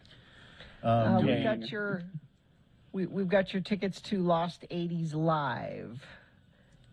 Cool. Yeah, and you know what I had for dinner last night? Weenies. Weenies and hang on the line, Zane, and we'll get your information. Weenies, and when you buy a home with Homie splits up to half of the commission with you. Go to homie.com for more information. Homie's got your back. All right, then. Zane's two votes didn't change anything because neither of those candidates won. The beer bomber didn't win. Rand Paul didn't win. It was Mitch McConnell, number 3, wins boners round 1. That is your winner of round 1. It now goes forward to Boner Fight. It might be Boner of the Day. We shall see. Round 2 happens at 8:20. 3 more candidates. Another winner there. Send that one forward. 9:20 is when the 2 champions go head-to-head. That's when you'll decide Boner of the Day with your vote. 9:20 this morning for Boner Fight. Is this sponsored, Gina? Yes, brought to you by Uncaged Cabernet Sauvignon, a collaboration with musician Zach Brown. Have another drink, it'll make you feel better. Have another drink and you feel alright. If you feel down and you're under the weather, have another drink and you feel alright. It's Jimmy Santangelo. He is Jimmy the Wine Guy, the proprietor of Wine Academy of Utah. You can find all kinds of great information about drinking, and Jimmy offers classes how to make cocktails, and he talks about wine at wineacademyofutah.com. Thanks for being with us, Jimmy, and good morning. How are you? Good morning. We're just popping corks over here in the studio. How are you? I'm good. Now, I got the wine yesterday in a mason jar, in a little jar with a lid on it. Gene apparently got a whole bottle. No, now Now, I knew when I went and got this off my front porch yesterday, this beautiful bottle, which was corked and about half of it gone.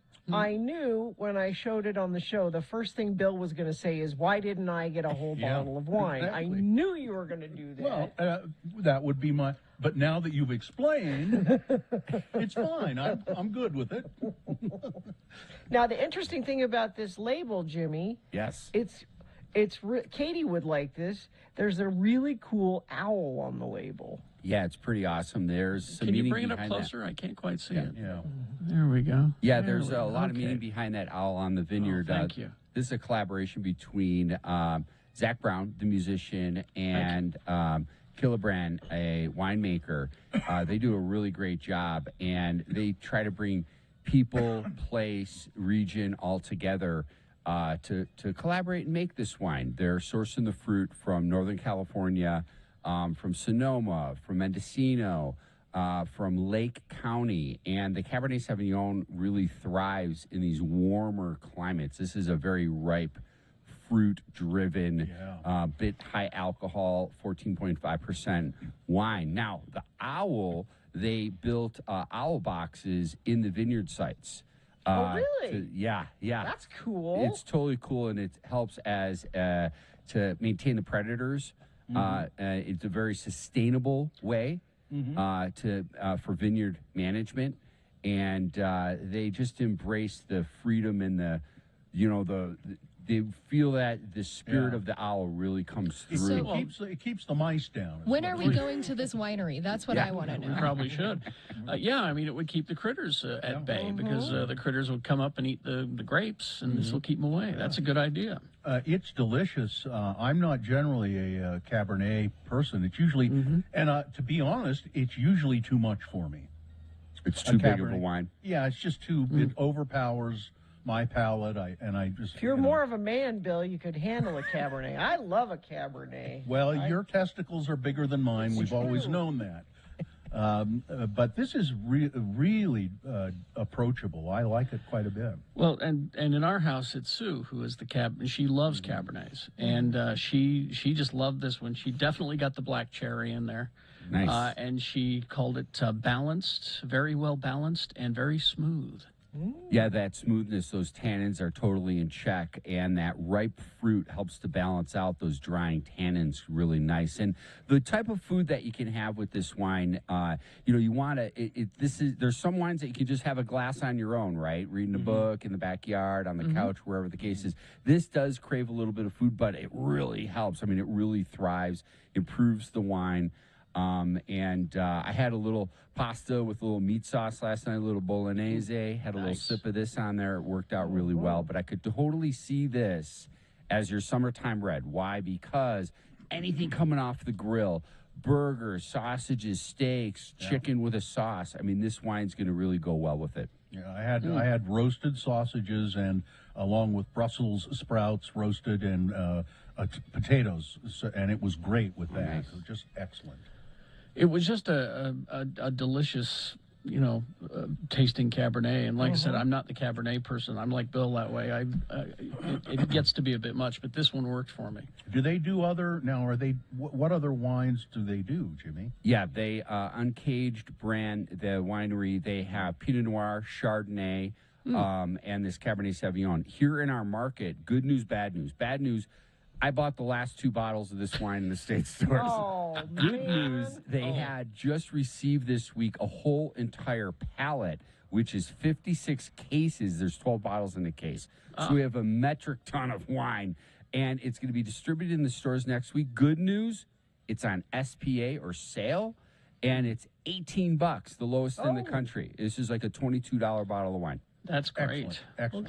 We're gonna stock up on this. I like it that much. So yeah, look for it next week in the liquor stores. Okay. Uncaged Cabernet Sauvignon, and is Zach Brown's name on it? I didn't. Yeah. Z. Well, yeah, that's there it the is. Z Alexander Brown. Oh. So it shouldn't be off-putting to people that don't like country music. Exactly. It tricked me. I didn't realize it until you said musician, and I went, "Oh, that's Zach Brown." The Zach Brown Band. Isn't that what it's called? Yeah. Yeah. Well, it's a common name. Could be anybody. I didn't know. Now, let's see. We're keeping Jimmy for another segment, right? Yes, we are. If you have any questions for Jimmy, this is a time for him to impart knowledge upon you. Any questions that you have about not just wine, but about all adult beverages, and he can answer it all. I have yet to see him stumped. So 877-602-9696 is the phone number. Call and talk to Jimmy. He'll answer any question that you have about this stuff. You can text in your questions, 33986. We prefer your phone calls, but we'll take them via text. And Jimmy will be dispensing his knowledge in person on Saturday. Yeah, Yes, we tomorrow. We have a fun event at Rune Restaurant and Bar on 156 East Main Street, the Manhattan Cocktail, A Taste of History. It's going to be fun, 2:30 p.m. Now, when you go looking for that bar, again, Jimmy just said it was called the Rune. It's the Ruin, R-U-I-N. I shouldn't have any trouble saying this word, but I do. I think it's charming. It's your. He's not from these parts. No.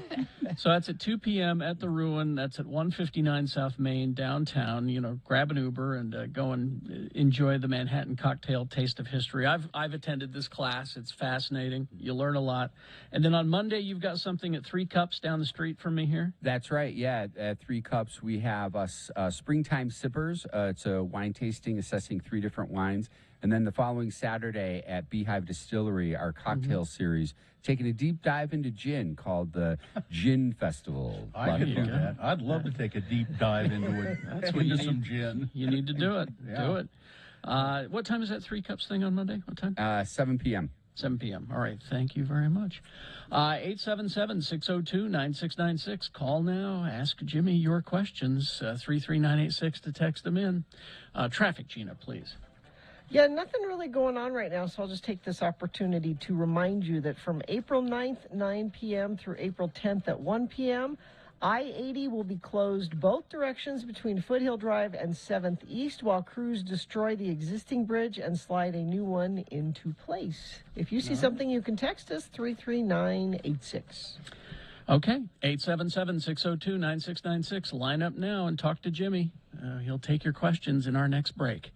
All right, KXRK Provo. Oh, yes, we need to tell you about BigOTires.com. The team you trust, by golly. They have all kinds of brands of tires at Big O Tire stores, and they guarantee the lowest price on every tire every day at Big O Tires. They want you to come in for their spring super sale. Buy 3, get 1 free savings. This goes on through April 24th. Buy 3, get the 4th tire free on select sets of in-stock tires with installation purchase. But not just tires. Big O also, they do brakes, alignments, batteries, fluids, oil changes, all of that. And they have financing options because they know that these things can be an unexpected expense. And they're surprisingly fast, too. I went in to have a flat fixed, and I thought I was going to be there for a while, so I took a stack of comic books. I only got through 1 comic book before they were done. So find a Big O Tire store near you. They are the team you trust. Go to BigOTires.com.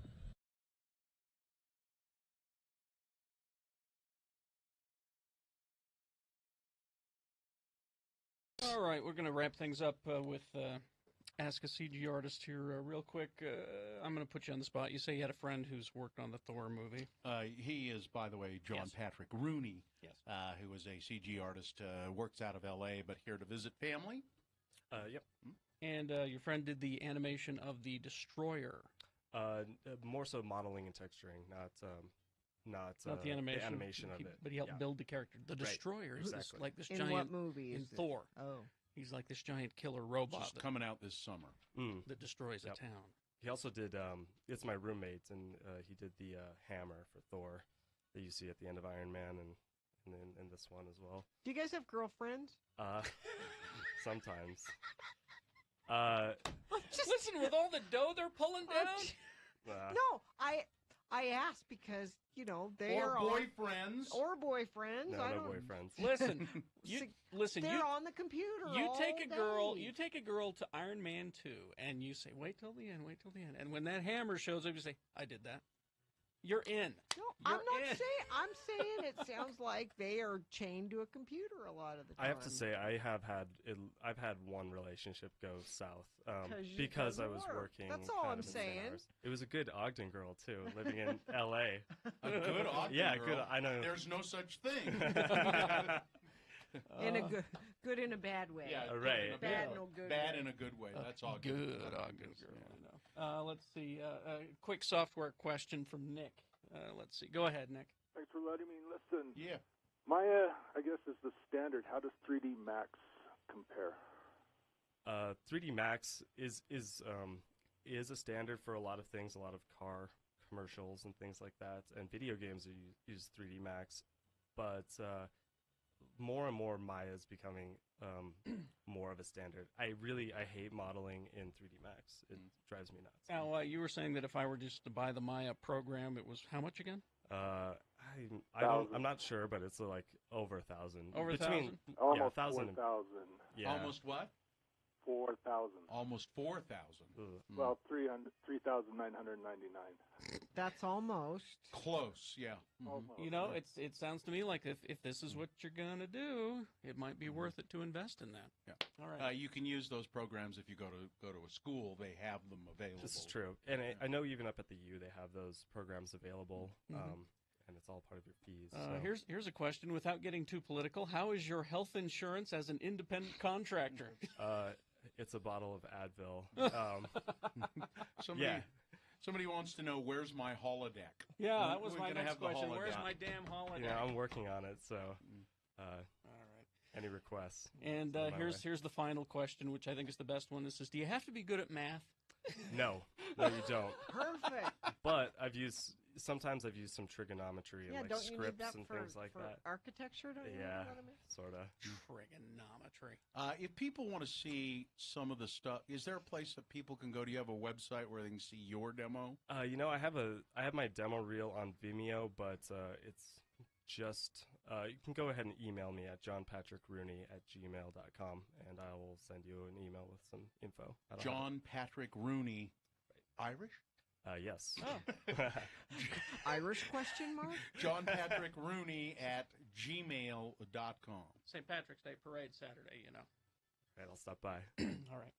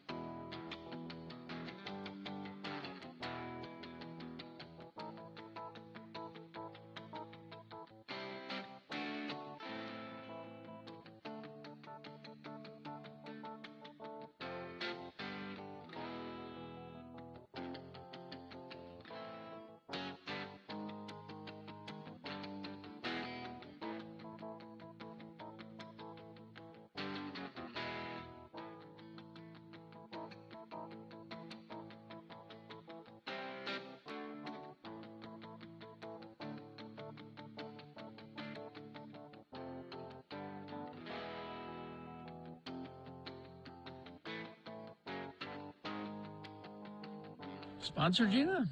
Booztique features accessories for wine and cocktails, pairs well with contemporary living. But if you're sober curious, Booztique has non-alcohol wine, gin, and whiskey too.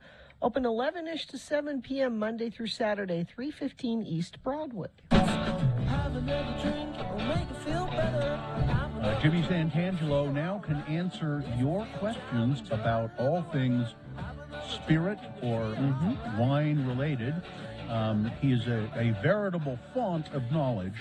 when it comes to the world of hospitality and drinking and how to do it and when to do it and with what to do it. And I think we have a question. 877-602-9696 is... Yeah, we got a line open, but Jill is here. Jill is here with her first question. Hi, Jill. Hi. Hi, Jill. What's your question? Thanks for taking my call. Sure. So I have a question. I'm originally from Pensacola, Florida, Pensacola Beach, Florida, and there's a drink there called the Bushwhacker. And I want to have that for my housewarming party, but I don't know what's in it. A Bushwhacker. I'm hoping. I know that there's two ways you can drink it. I want people to be able to drive home, so I don't want them to have the light rum and the dark rum, just the light rum. Mm-hmm. Well, have you asked this place for a recipe? Well, they won't give it out because it's a local drink and it's been there for like 50 years. Do you know anything about this a cocktail, Jimmy, the Bushwhacker? No, but I would suspect... It derives from this bar called the Sand Shaker. Awesome. So I bet it's tiki based, right? And when you said the dark and the light rums, we usually see these style of components come together with pineapple juice. And whenever I use, and then a little bit of lemon, whenever I use pineapple juice in cocktails, I'm not getting like the big can of Dole. What I like to do is get that kind of unfiltered, nice, rich style pineapple juice, giving the cocktail body and just enough sweetness because you still get some good acidity in there. That's where the lemon comes in to squeeze in as well. And that alone is going to be good. You take pineapple, dark rum, light rum, squeeze a lemon, shake a shake, and then strain that into a nice big tiki glasses with some ice, a fun straw, throw an umbrella in there, forget about it. It's going to be a great time. Now there's a Bushwhacker. I just Googled it. You might want to have tried that. There's a Bushwhacker recipe that is it's chocolate based with dark rum. Is that the one you're talking about? What I was gonna offer up. I have that recipe right here too. Yeah, see, it's just Google it. There's several versions. There's the Bushwhacker cocktail, the Bushwhacker, the classic Bushwhacker. They're all there, and it's a cream de cacao, coconut. Cacao, thank you. You're welcome. Yeah. Dark rum, coffee liqueur. It's all there. So nice. And definitely grab Jill some chocolate or cocoa bitters, and you can do that at Boustique. They got those there for that. Just that extra accent to it. Yeah. Okay. Oh, thank you so much, y'all. I'm excited. You're welcome. Okay. 877-602-9696. That's kind of an unfair question for somebody, because every bartender has their own take, and so. My fiance's curious. What's a good recipe for a good Negroni? Ooh. Oh, Jimmy. So Negroni is Italy's famed cocktail. It's equal part third gin, then you have Campari, and then sweet Italian vermouth. With the gin, you want to make it more of an herbaceous London dry style. We find that really balances the bitterness. Actually, dry in the gin cancels out some of the bitter in the Campari, those two components. And then the sweet vermouth gives this beautiful layered texture. Now, if you want to sub out the gin for a whiskey, same thing, equal parts, and that's called a Boulevardier. Jimmy, it's a well-established fact that I like gin. I like gin martinis, and that's basically what I like gin for. Now, tell me if this is, you can tell me that I should not do this or I'm crazy. I have the tendency to buy less expensive gins. Not the cheapest, but I don't buy the real expensive ones, the Bombay and all of that, because I find the cheaper ones taste more like a pine tree. And to me, that's what gin should taste like juniper berries. Right. And you get the Bombays, and they're too refined for my palate. I don't get am I up in the night there, or? No, you have your preference, right? And those gins that are super juniper forward, they're might have been a bit more compounded made, where we're going to add the tinctures and essences to really nail that juniper flavor. Those that, see, when you make a gin, you have to start with a base Nutri-Grain Spirit, kind of think vodka. Then we redistill that already finished base spirit, and we redistill, letting that vapor come up through the still, and we'll either have plates of different aromatics, herbs, essences, botanicals, or at the very top head in baskets for that vapor to just extract and absorb all those flavors. Drip, drip, drip comes out. And that's that fineness that you may not prefer because the juniper emphasis is a bit more diluted with other components. That's it. All right, some text questions coming in. What do you suggest to be a good everyday red wine? I'm looking to follow the Mediterranean diet, they say. Jug wine, yeah. I like this one that we had today. It's a nice $18 bottle. It's a very nice ripe. Now, it'll last on the counter for 2 to 3 days for you because of its high alcohol and high tannin. That's what's going to help a wine age. Naturally, you can allow your wine to keep. Well, now I know some people, when they open a bottle of wine, they don't drink it all. I know, crazy, right? And so for those people that don't do that, you need those rubber gaskets to pump out the air to allow the wine to continue. Whether or not brand specific, such as our sponsor today with Uncaged Cabernet Sauvignon, get a cab, get something that's a bit bigger of a red wine or a blend. Those tend to That's what I meet would those suggest, needs. Yeah. Blend would be a good way to start, I think. Jimmy? Oh, I'm sorry. Go ahead. I was going to say we have more text questions if you want to get to those. Let's see. Why is it so hard to get Peach Crown Royal here in Utah? I don't know which liquor store you're going to. I see it all the time. Yeah, but It's the best one. That's a good one. Yeah, it's just depending on the wine store that you go to or the liquor store that you go to, you can always approach and ask your managers at each of the stores, that the manager that operates the store, as a request. They should be able to get some transferred in.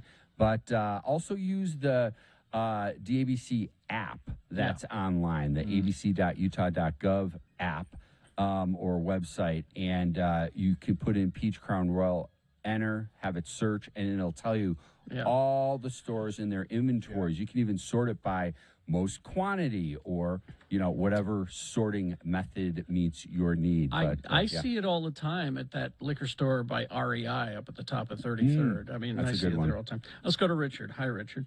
Richard. Hi, how's it going? Good. What's your question? Great. So I have some very well-established vines out here in Tula. They're about 10 years old. The only issue I have, Jimmy, is that I've got a bunch of birds that clear out my grapes every year. I only get a handful. I heard your owl idea. Do you have any other ideas to keep them safe? Yeah, it's a good. Those are pests, and netting helps. But also, if you don't want to invest in netting, you know what a lot of the winemakers use? Speakers. And what they'll do is blast music at or they'll have it on motion sensor, so that'll automatically play something loud. Then there's noise ordinance and things. Your neighbors will love it. What's that? Oh my God, that's awesome. And Those are here's- great ideas. Well, Richard, here's another thing to try that I've seen work in some cases. And since nobody uses their compact discs anymore, you take a string and you tie them up and hang them like a Christmas ornament all over the place. And when they spin, that shiny tends to frighten the birds away. So that's something to try as well. Oh, like they have on the top of In-N-Out. Yeah. Yep. Oh my God. And I have a huge collection of old CDs. There you go. Fantastic. Let's see. Social Awesome. distortion? Okay, there we go. Yeah. All right. Thank you. Thanks for calling. No, appreciate it. Final question, Jimmy, and this is tapping into the science. I'd like to know why alcohol gives me insomnia. I'll be crazy tired when I drink and sleep an hour and then have a racing heart and mind all night. Can't sleep. Happens every time. Oof. Yeah, that maybe it's the quantity. But alcohol is it's not a stimulant. So maybe it's your body responding to the depression of or the suppression of your system, and maybe it's your body responding back. Perhaps drinking a little bit earlier and letting your body cycle through. do There you what I go. do and drink in the morning. Just drink. That's A lot of water. Drink water with your, that's With your it, beverages. like- That's true, yeah. As you go back and forth. Jimmy Santangelo. It's the Wine Academy of Utah. Go to wineacademyofutah.com. Do you have a feature there where people can ask questions on the website, Jimmy? Yep, we contact page right there. All right. All right. Thank you. Thank you, Jimmy. Thank you, guys. Good weekend.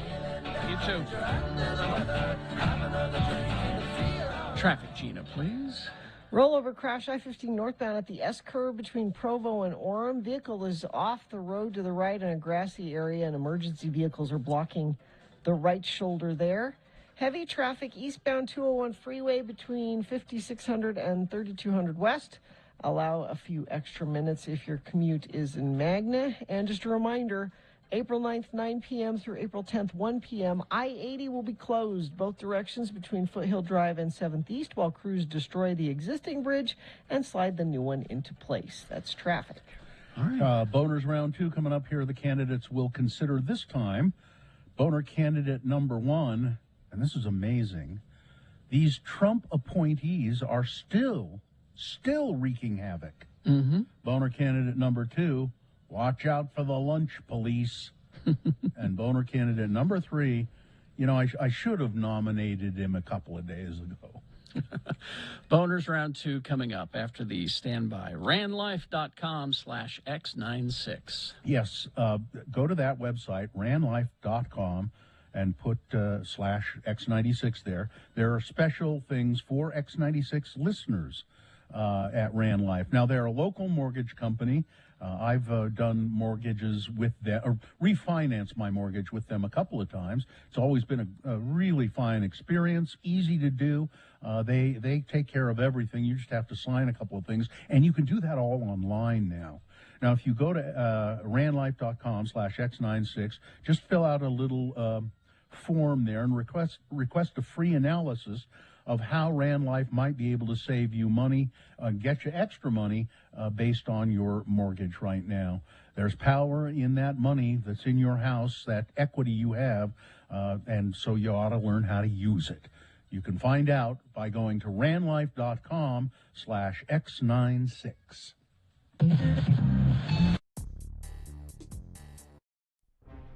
It is the 23rd century. Humans have left the lonely confines of planet Earth and have sought their destiny among the stars. While many things have changed, one constant remains: the need for young men to venture forth and do the work of the Lord. This is the tale of two such men who at the age of 19 have answered the call of their general authorities and are embarking on a 2-year mission to spread the gospel throughout the entire galaxy. This is the story of Space Elders!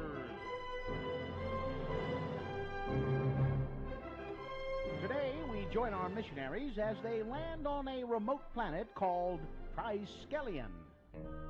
Hey, Lehi, ever wonder where Zone Leader Hansen finds planets no one has ever heard of to send us to? Well, I'm sure these folks just call the 1-800-SUBSPACE channel and request visits by missionaries. Well, we've been on Triskelion for over a minute now, and no one's made an attempt on our lives. I'd say so far so good. These are the agreed-upon coordinates. We were supposed to wait here for them to contact us.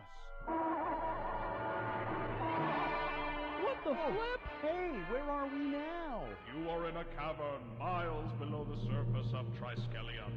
Looky, Butch, disembodied brains. Who are you guys? We are the providers. 200 quatlus for the tall one. 300 quatlus for the tall one. Excuse me, providers. I'm Lehi Christiansen, and this is Elder Jensen. 500 quatlus for Elder Jensen. As I was saying, we represent the Church of Jesus Christ of Latter-day Saints. You know, the Mormons. 600 quatlus for Elder Jensen. We was wondering if you had heard of our church and if you'd like to hear more. 700 quatlus for Elder Jensen, and I'll let you have the fat one for free. Hey, wait just a minute. Missionaries come in pairs. You can't split us up. We are a package deal. Okay. 800 quatlus for both of the Mormons. That's my final offer. Did we just get sold to that glowing brain under the glass doodad over there? That's what it sounded like. We'd better get to the bottom of this. Excuse me, It's me over here, Lehigh. You know, the fat one. But you're not helping. Sorry. If you brains are done talking amongst yourselves, we'd just like to talk to you about joining our faith. Silence! You are now a drill thrall. You will fight in the arena for our amusement until you are dead. I don't like the looks of this. Come on, don't be such a wussy. We have these big stick thingies to defend ourselves with, and our opponent is a scantily clad woman with big breasts. Come on, lady, take your best shot. Ow! Hey, I wasn't ready. Try that again, I dare you. Ow! Hey, that's gonna leave a mark. Hey, provider guys, care to make a new wager? 300 quatloos on the missionaries. 400 quatloos on the scantily clad woman with big breasts. How would you like to wager your eternal souls? Make this good, or we will teleport you onto the surface of Triskelion Sun. Okay, here's the deal. If we win, we get to go free, and you donate 1,000 quatloos to the LDS Church Missionary Program. We lose, and we will remain drill thralls and fight for your amusement. I don't know. That's a lot of quatloos. What, you chicken? You have a wager. You two against all of the other drill thralls. Oh, well, it was nice knowing you, Lehigh. Don't sweat it, Butch. I got a plan.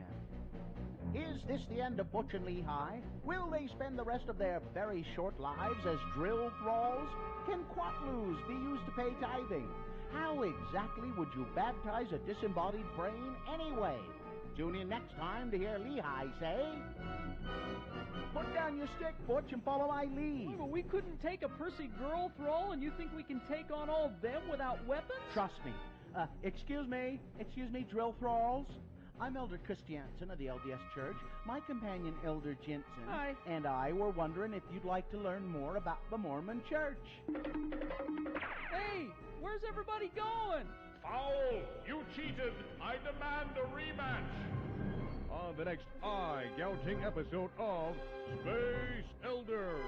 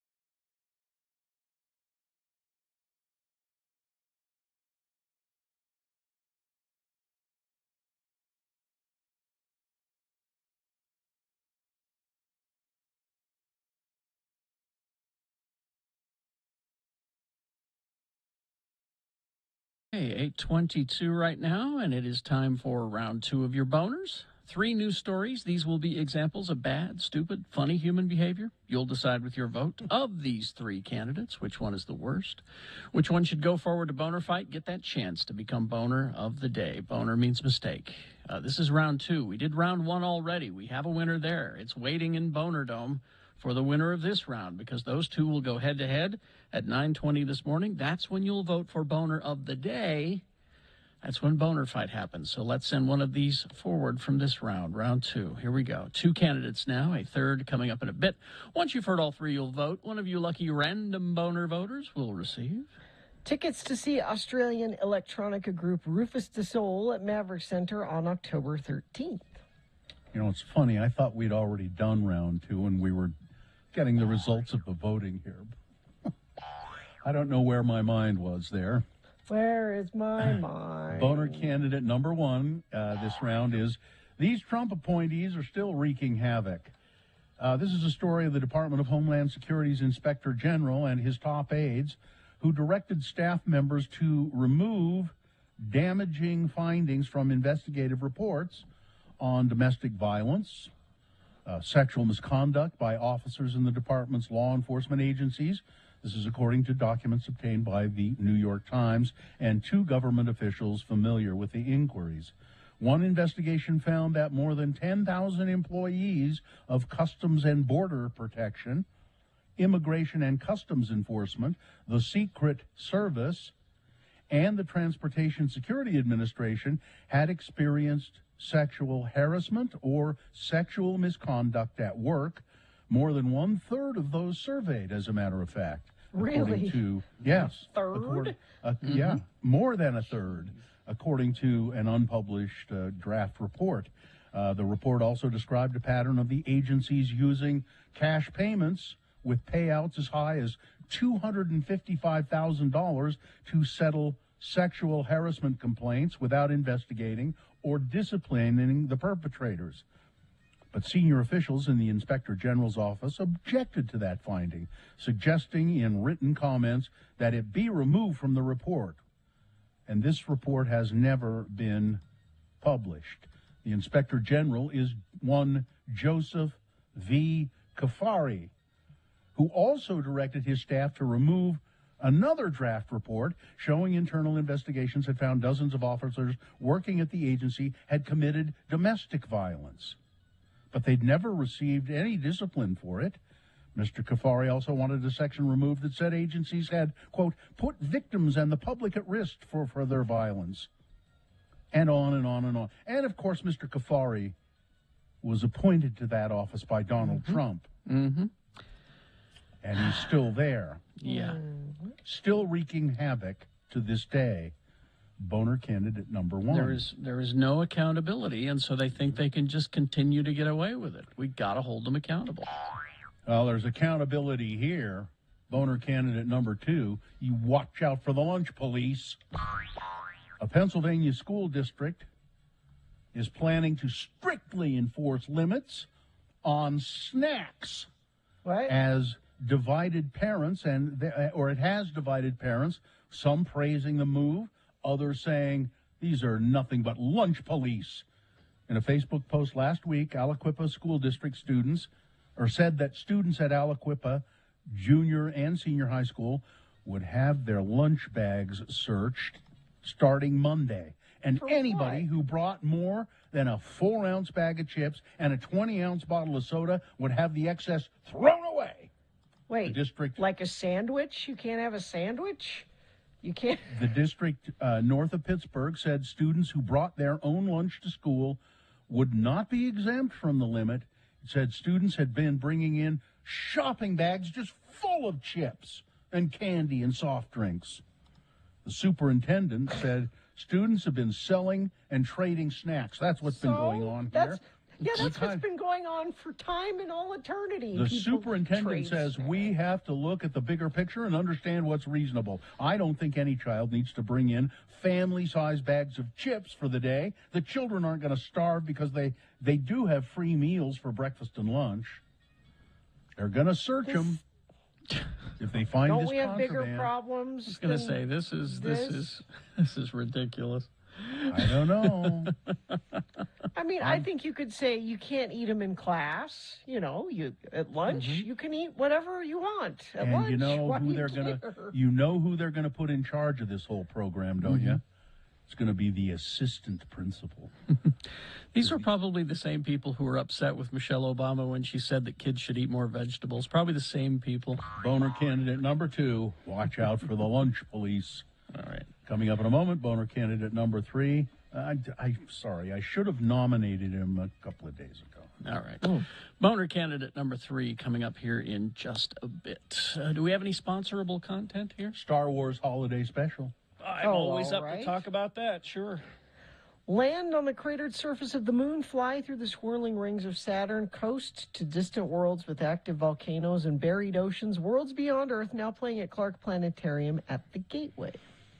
Before I launch into this story, I just want to say, I've been meaning to mention, and Carrie, you'll go, the Book of Boba Fett, which I quite enjoy, and you don't really have to know that much about Star Trek even to, Star Wars. I would think, that you wouldn't want to know anything about Star Trek to I missed. I know. You don't really have to know that much about Star Wars to enjoy it, I think. No. Now, Mark Hamill is in it. Training Baby Yoda. Yeah. And it's young Mark Hamill. It's Mark Hamill. Well, how'd they do that? I can tell you. I don't know. I can tell you if you'd like to know. Yeah, I would like to know. They have a body double stand-in. They've taken footage from old movies when Mark was younger, fed it into a computer. It's a kind of deep fake technology. And then they've also taken, because his voice is different now, his voice is more gruff now than it was when he was younger. They've taken all the dialogue from just about every movie he's ever done, fed that into a deep fake computer, and had it say his lines. And it works? Astonishing. It works. It's astonishing. It works. It's astonishing. If you didn't know, if you didn't know that Mark Hamill exists in this present time as an old, you just think, I wonder who that young guy is doing. I haven't seen him before. Now, so you should go back and watch the season finale of season 2 of Mandalorian, because that's where he makes his appearance. Yeah, I did see that. But this is, I don't know, somehow this one blew me away even more. I think there's more of it.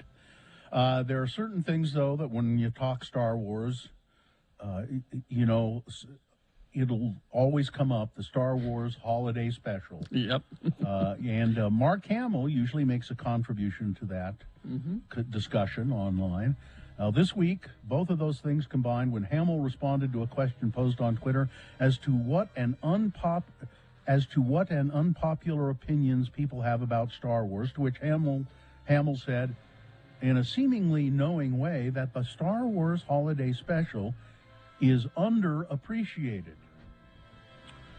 Now, of course, that caused all kinds of talk online. And, I think it's great because it gives these people something to do. But for the sake of clarity, it's likely that it says here that Hamill's not really giving his personal opinion, but playing along with the unpopular opinion game. So he's doing it to just be contrary, is what the speculation is. Because if you see it, it is terrible. I'm watching a video of Mark Hamill watching a video of what they did. He must be. And I don't think he'd seen it before. You can tell by his reaction that he's can't. Stunned. Yeah. I don't blame him, because, damn it, you can't tell. Yeah. It's amazing. He gave it one of these. No, it's amazing what they're doing there at Lucasfilm. If anybody wanted to do that with me, I would say, no, I don't want to see it. Why? I don't want to be reminded that I was once young and beautiful. And that I'm not anymore. You're still beautiful. Yeah. Kenan Thompson's getting divorced. Did you hear about that? Did you hear about this? Yeah. Governor Cox is going to change the state's nickname. It's the Beehive State. Is this real? Yeah. He's changing You can't do that. He's changing it to the Be Kind State. Now, he's using his power as governor to do this. It's for one day. Okay. See, that's what. The move is designed to draw awareness to the launch of a campaign developed by the Samani family, their foundation, to promote acts of kindness. Okay. The move is they're going to launch a whole campaign, and so that's okay. They're having a live DJ. Who? Food, food trucks. Okay. It's a special event. They're having food trucks. Alicia Vikander, a fine young actor. She started, I don't know why this came up, but I guess in an interview, but she's talking about, she's done a lot of nudity and sex scenes in the films she's done. And she said, there are times that I did not feel good about doing it and protected of doing it. She said, I don't have any trouble being naked on camera, but I didn't feel safe. And she said, now they have these special intimacy coordinators. Yes. To monitor those scenes, to talk to people about the actors involved in them, to talk about it beforehand. And she said, of all the, kind of the sex and nudity scenes I've done, I wish we'd had that at the time, because it can be kind of creepy and very uncomfortable. Nancy Pelosi, we know she's got the coronavirus, don't we? A meth user. Now imagine this: a meth user set their house on fire in Ogden. I just can't imagine. I just can't imagine that would have happened. Apparently, it was on the 2000 block of Monroe Boulevard, 9 o'clock in the morning. Apparently, the methamphetamine user got paranoid, and he admitted to being a meth user, and he thought his landlord had planted speakers inside of his house to monitor him. The officer noted that this is a common side effect of meth, paranoia. Doesn't say, though, here in the story how or why he was paranoid, but I guess he started the fire because he thought the landlord had put speakers in there. See, but I don't do meth, and I'm paranoid. Well, maybe it would have the opposite effect on you. Maybe. So if you started doing meth, maybe you would stop being so stupidly paranoid. There you go. Sports weather traffic. Iconic pro skater Tony Hawk. You should follow him on Twitter. He's pretty funny, and he's had a few things recently about being recognized or sort of recognized. People don't think he's Tony Hawk. They just think he's a regular guy that looks like Tony Hawk. Well, he's kind of ordinary looking. Yeah, and people always say, "Has anyone ever told you look like Tony Hawk?" But here's the most recent one. I like this. He said the most recent one was, I got in an elevator with 3 people. One guy with his wife said, "Anyone ever tell you?" And he said, "Yeah, but you're the first person today." And he usually doesn't cop to being Tony Hawk. He'll just say, "Yep, I get it all the time." All the time. The Jazz are, home tonight, 7:30. Phoenix Suns will be in town to play that game. And Real Salt Lake home this weekend as well. They play Rio Tinto tomorrow against Toronto. That's your sports. Weather, well, just gorgeous day today. Warm, 75, sunny, blue skies. Just nice. Tomorrow, a little bit cooler, but nice as well. We're going to gradually cool down to where overnight Sunday, we'll get below freezing again down here in the valley. And a chance of snow showers for the valley also Monday into Tuesday. Rain likely, but it could get cold enough to snow there. Traffic, let's see. Police agencies across the street are going to be taking part in more than 100 extra shifts this weekend to enforce a new law that prohibits viewing or taking photos while driving. So you might notice that out on the roads this weekend. There's more cops around. They're keeping an eye on you. Also, I want to remind you that April 9th, 9 p.m. through April 10th, 1 p.m., I-80 will be closed both directions between Foothill Drive and 7th East. Crews are destroying the existing bridge, sliding a new one into place. Rollover crash, I-15 northbound at the S-curves between Provo and Orem. The vehicle's off to the right in the grassy area. Emergency vehicles are blocking the right shoulder.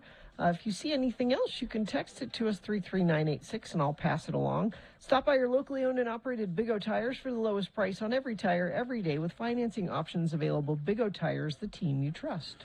Boner candidate number 3. I should have nominated him a day or two ago.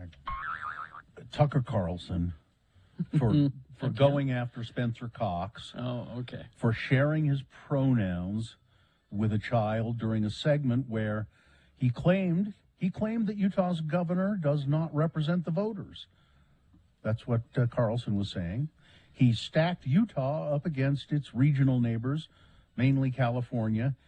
He noted that Utah has the highest church attendance rate in the country. Utah similarly enjoys very low crime rates, Carlson said. Now, that's pretty much true.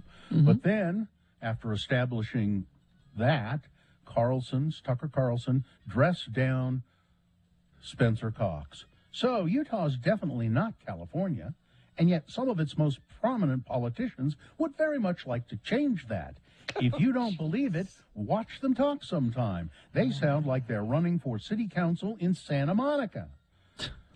Tucker Carlson theorized that average Utahns have fallen for liberal Republicans who are being held hostage to corporate influence.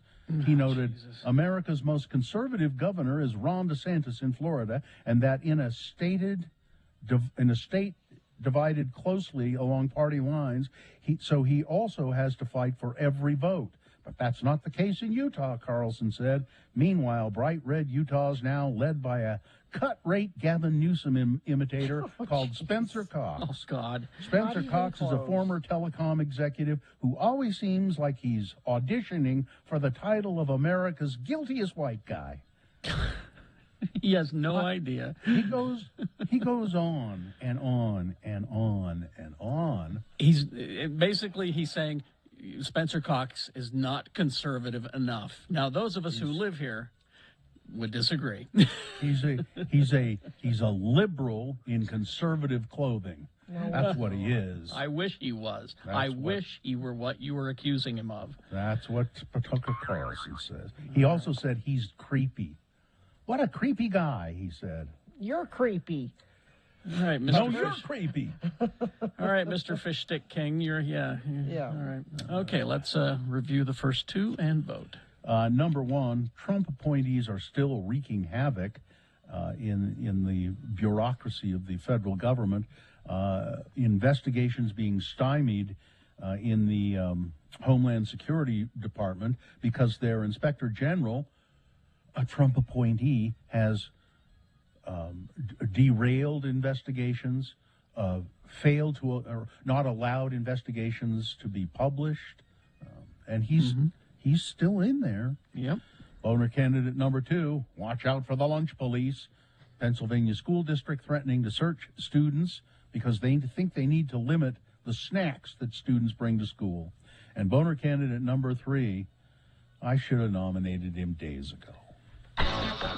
All right. You've got to decide of these 3 candidates, which one is the worst, which one deserves to go forward to Boner fight, get that chance to become Boner of the Day. I say get that chance because, this is round 2. It'll have to defeat the winner of round 1's voting, and that'll all happen at 9:20 this morning when you vote for Boner of the Day. But we can't do that until we get our second contestant in there. So this is round 2. Send one of these forward. 1, 2, or 3. Remember your candidate number, the one that you think should win. Put that single digit in the message of a text, and then text that to 33986. Or you can call the producer's booth, 877-602-9696. Use your voice to vote. Or go online, x96.com. Look for the box that says Boner Voting, April 8, 2022, and vote there. You have until the end of these messages to do so. This is round 2. Make it so.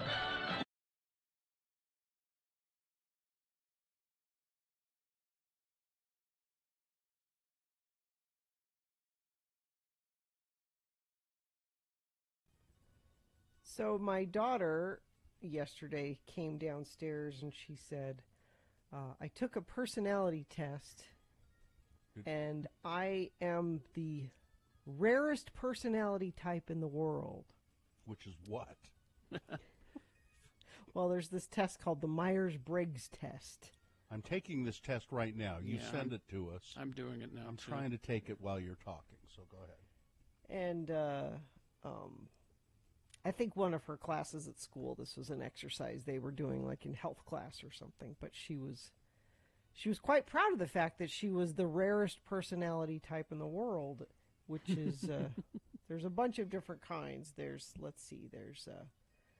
the architect, the logician, the commander, the debater, the advocate, the mediator, the protagonist, the campaigner, the defender, the executive, the counsel. There's a bunch of them. Says 16. Isn't that what it means? 16 personalities? And she was an advocate, which is someone that's,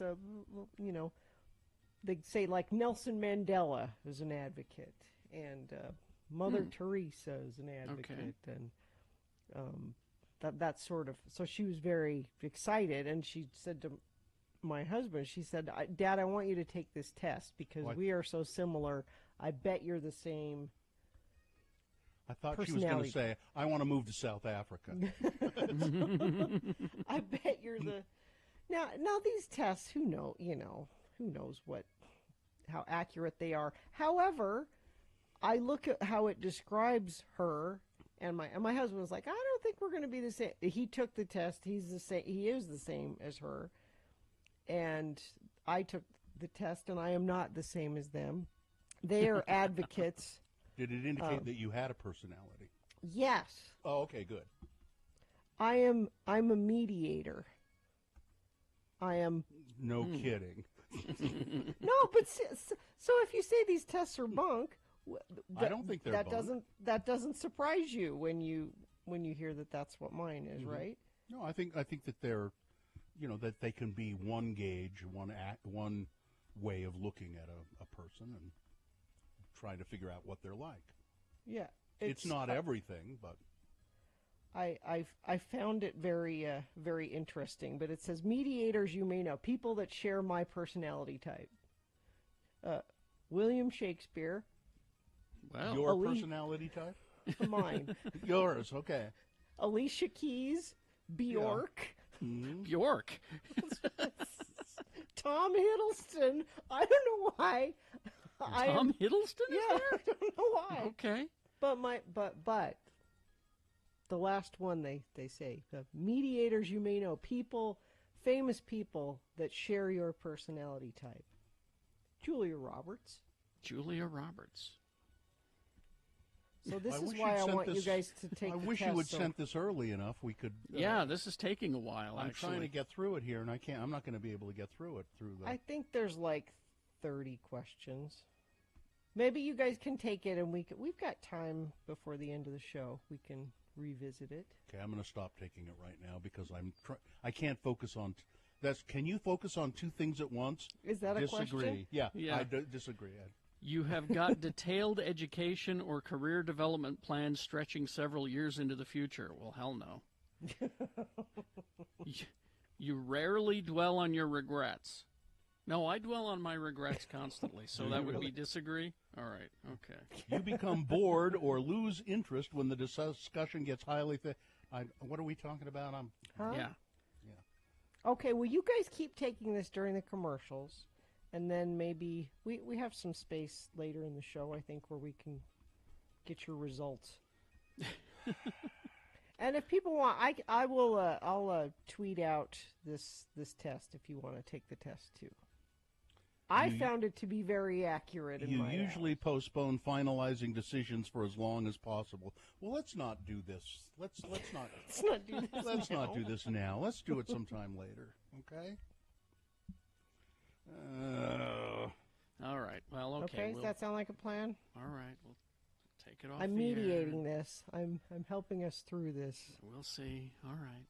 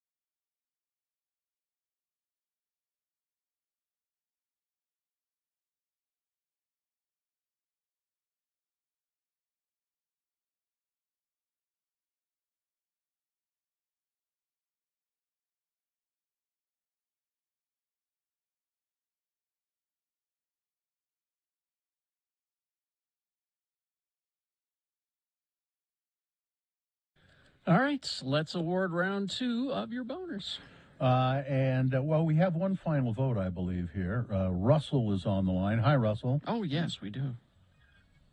Russell, Hello. Russell, hi. How are you, Russell? Hi. I'm doing great. Good morning, guys. Which one? Let's see if you go along with the crowd, shall we, Russell? Which one of these 3 candidates would you vote for? Of course, Tucker Carlson, the worst person in the world. Of course. Number 3. Yeah. Well, with that vote, I have a prize for you, Russell. Thank you for being our random voter. I've got tickets to Australian electronica group Rufus Du Sol at Maverick Center on October 13th for you. Now, Russell, let me tell you, you didn't go along with the crowd. Really?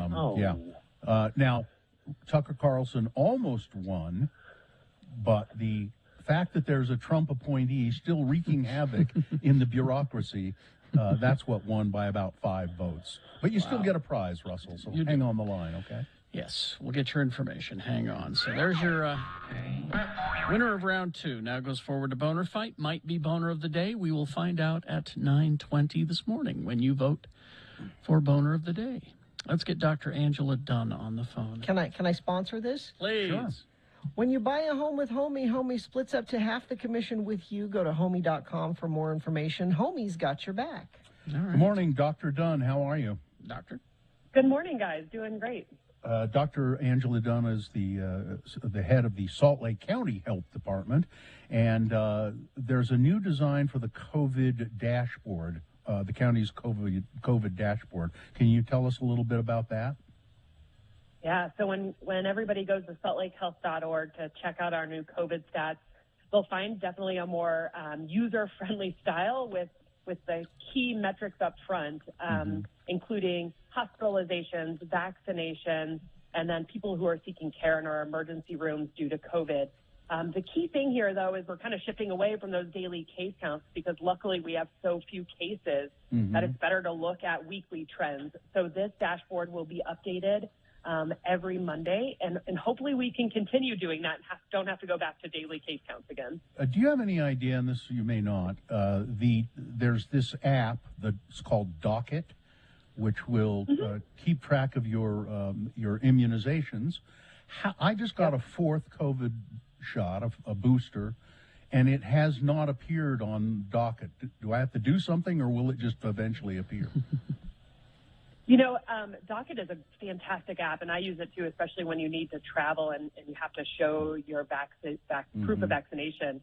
If it hasn't shown up, you should either call your provider or you should call the Docket app and seek help from them and tell them where they got it. Yeah, we don't run that. That's definitely a private company, but it is fantastic. I love it. Now let's talk about parks. I know. Do you have any idea how many parks there are in Salt Lake County? Oh my gosh, I don't, but I know we're so lucky to have so many of them. We do have a lot. Every corner of our county. Yeah. Parks are, and it's important. People should patronize them more often and take care of. If you live near a park, help take care of it. For sure. And I think take care of yourself by going to the park. There wasn't really a question there, was there? No, there wasn't. I know.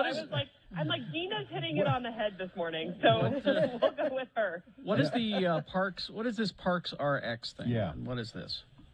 So Park RX is an initiative that's actually a national initiative that we've adopted here in Salt Lake County to encourage healthcare providers to actually prescribe outdoor recreation to their patients. We know that people are more likely, I should say, to follow doctors' orders, and we know that going to the parks is great for our mental and physical health, and I think now we're all probably so eager to get outside and socialize as well. So Parks RX is an initiative that we're doing, and we're actually launching it this month, a way to kind of have a competition and a friendly team environment. Salt Lake County residents can download an app. It's called Goose Chase, and we have all this information on parksrx.org. But if they download it, they form a team, And then there's missions throughout the month that the team has to accomplish. And so if they do, they can win great prizes like REI gift cards and Yeah. coolers and other such great things. So Mhm. it's a fun way to launch into spring, I think. It's kind of like It's a a great scavenger thing for hunter. Yeah. for families to do together. And I would suggest starting today because the weather's going to be awesome today. I've been saying all morning, it's a park day. So why don't you download the Goose Chase app today? And when kids get out of school, you can start it today. I like You know, Dr. Dunn, it's really true that my doctor, when I go to the doctor, last time I went, I said, my arm really hurts. And he said, get to a park. Just go to a park, will you? And Oh, my goodness. So well, he believes doctors in do that. other things, too. Well, yeah, that's true. That's true. You can go to Park RX or just download the Goose Chase app, and it'll explain how to do it on the app too, I would assume. Absolutely. All right. It's like a mobile scavenger hunt kind of. I like thing. it. Yeah, I think it's going to a be great fun. idea. All right. All right, Dr. Dunn, thanks so much, and we'll talk to you again. Thank you. Thanks for letting me listen. Bye-bye. Thanks. Bye-bye. Our phone count kind of kept fading out there. I was a little bit. Traffic, Gina, please. Yeah, we've got that crash I-15 northbound at the S-curves between Provo and Orem that you should be aware of. We also want you to be aware of from April 9th, 9 p.m. through April 10th, 1 p.m. I-80 will be closed both directions between Foothill Drive and 7th East while crews are destroying the existing bridge, and they're going to slide a new one into place. Also want you to be aware that Utah Highway Patrol is going to have extra officers out this weekend. I guess there's some new law that says you can't take pictures or look at pictures on your phone while you're driving. They're going to be looking for you. So if you're wondering why there's extra folks out there this weekend, it's for that. I'm going to check our message stream here. Let's see. No, don't have anything to report, at least as far as friends of the program are concerned. But if you see something, you can always send it in to us, 33986. Do you owe $10,000 or more in back taxes, multiple unfiled years? Contact McClure and Stewart for a free consultation. Go to McClureandStewart.com today. I've received a correction from the producer's booth. I misread the winner of the Boner voting in round 2. It was not the Trump appointee. I was looking at this incorrectly. It was the Lunch Police. The Lunch Police one? Number 2, yeah, by about 5 votes. Really? Won, yeah. Beat out Tucker Carlson. And the Trump appointee. I misread my own list here, and they said, Bill, it's number 2, and it's okay. There you go. There you go. All right, KXRK Provo. We're going to take a break right now. We will be back. We've got Boner Fight coming up, and Boner of the Week all on the way in the next hour. Stand by. KXRK Provo.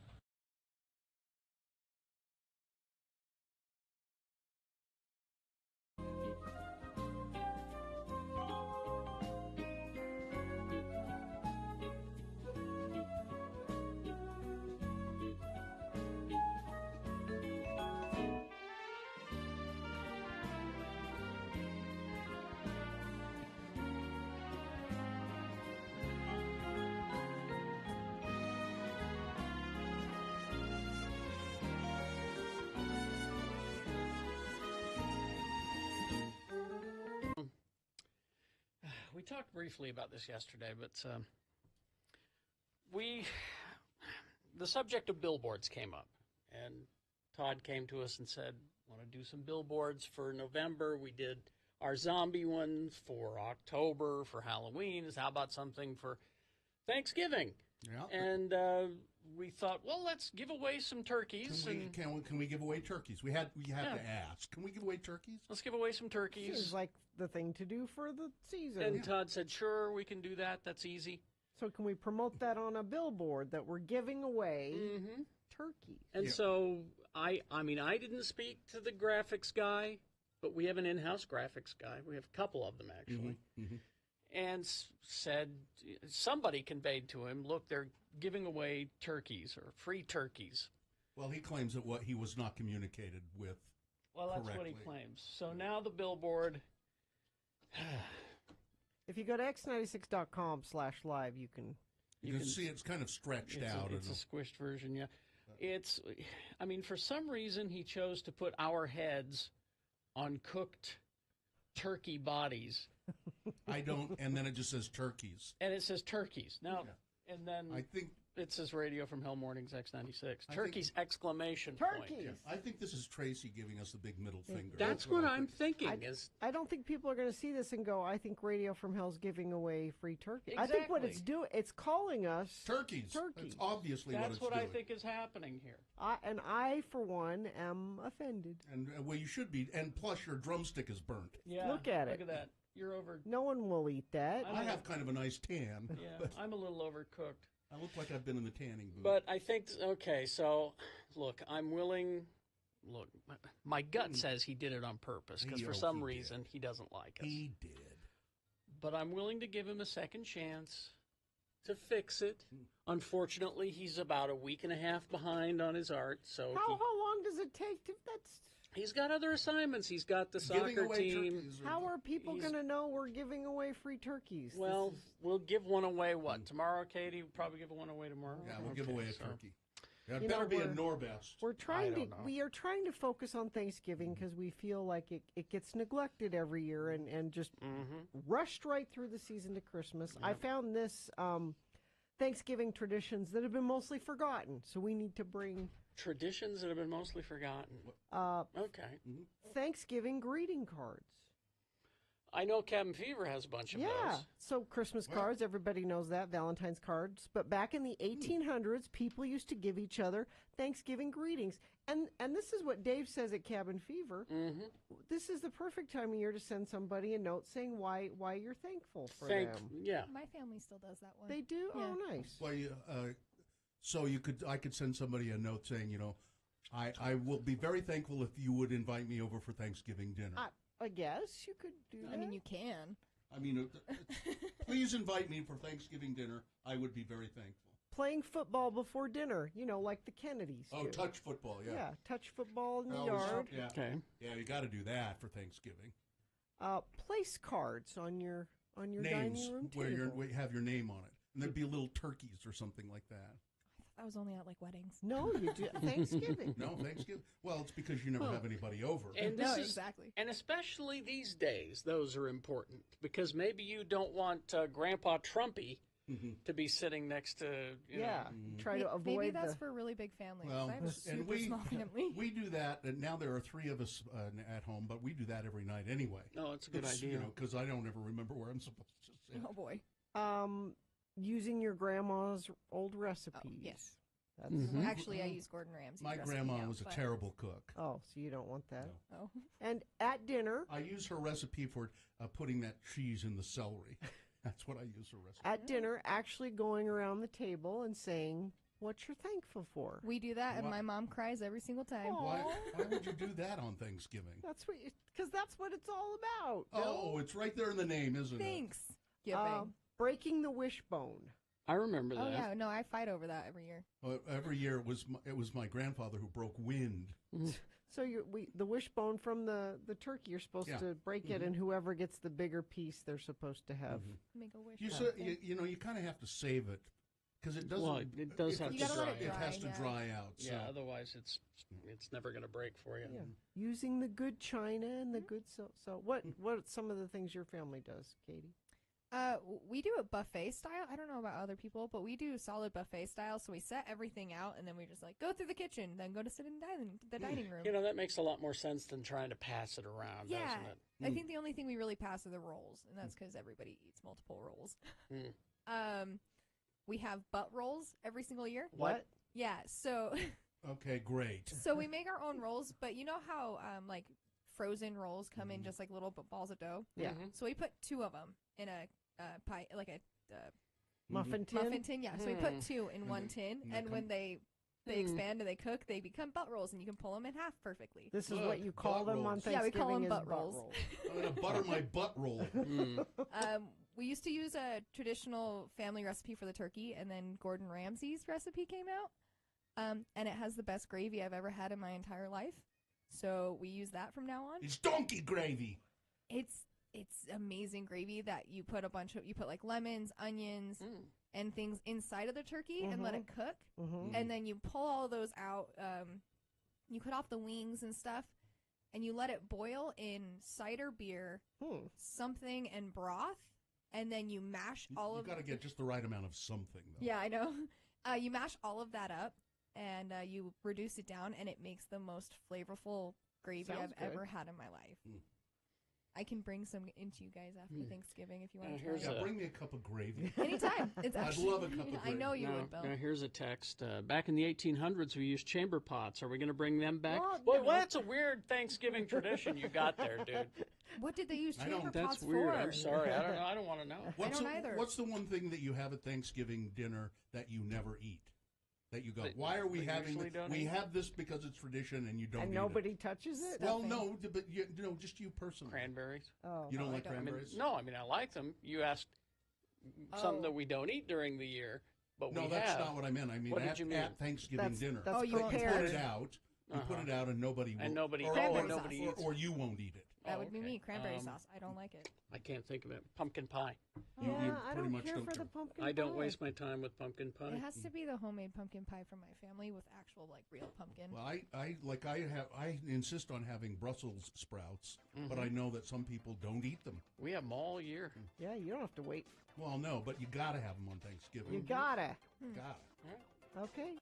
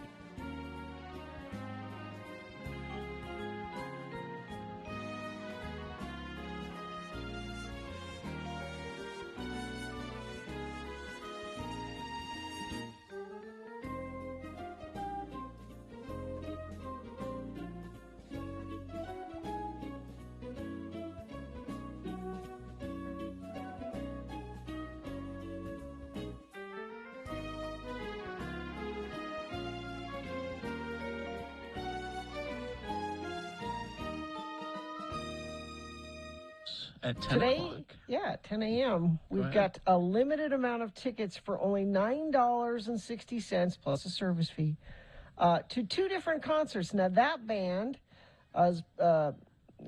Flock of Seagulls, is part of the Lost 80s live show. So you can get $9.60 tickets for that after 10 o'clock today. Limited number, like I said. That show is going to be August 12th at the Maverick Center. Also, another concert, June 10th at the Maverick Center, X96 presents Violent Femmes and Soul Asylum. These are both It's so big, turning 30. These are 2 different celebrations for that. Mm-hmm. You can get that $9.60 tickets for the Violent Femmes show as well. Like I said, they're a limited number, and you do that after 10 at x96.com. Both of these shows are presented by Strong VW. You know, I told you yesterday, or I think it was yesterday, that I had a craving for saltines. Mm-hmm. I really wanted a soda cracker. Mm-hmm. And my wife is kind of prejudiced against soda crackers. Is your house soda cracker free? Yeah. Okay. I mean, if I go buy them myself, she won't throw them out or anything. But so I said, I'm really and she said, oh, well, listen, I'll bring some home. I'll get some. I've got to go to the store and I'll bring some home. And then she came back with some groceries, and I said, where are the soda crackers? Oh, no. I forgot. Oh, darn. I'm sorry. I forgot. Did you give her a pretty sure I asked for pecan sandies? Did you? No, because I asked for soda crackers, not pecan sandies. So she said, oh, no, I'm sorry. I'm really sorry. And then yesterday she said, I'm going to the store again. I'll get you some soda crackers. And I said, oh, great. Thank you.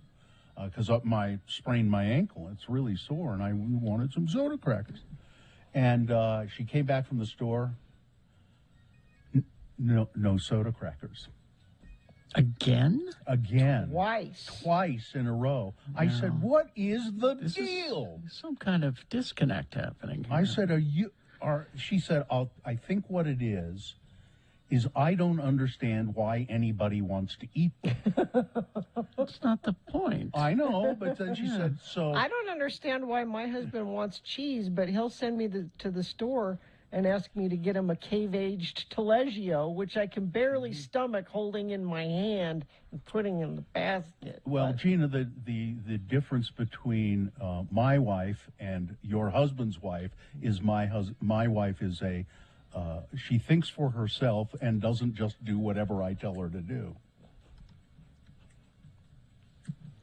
You asked her nicely to get crackers. That's all. You're making it sound I like know. it's something else. I know. You asked her twice to get crackers. She said Carrie, no. Carrie, I'm It's not telling you. thinking for yourself. That's No, I'm telling you, that's just the surface. That's just what I can talk about. But here's a question. Yeah. What if it were reversed?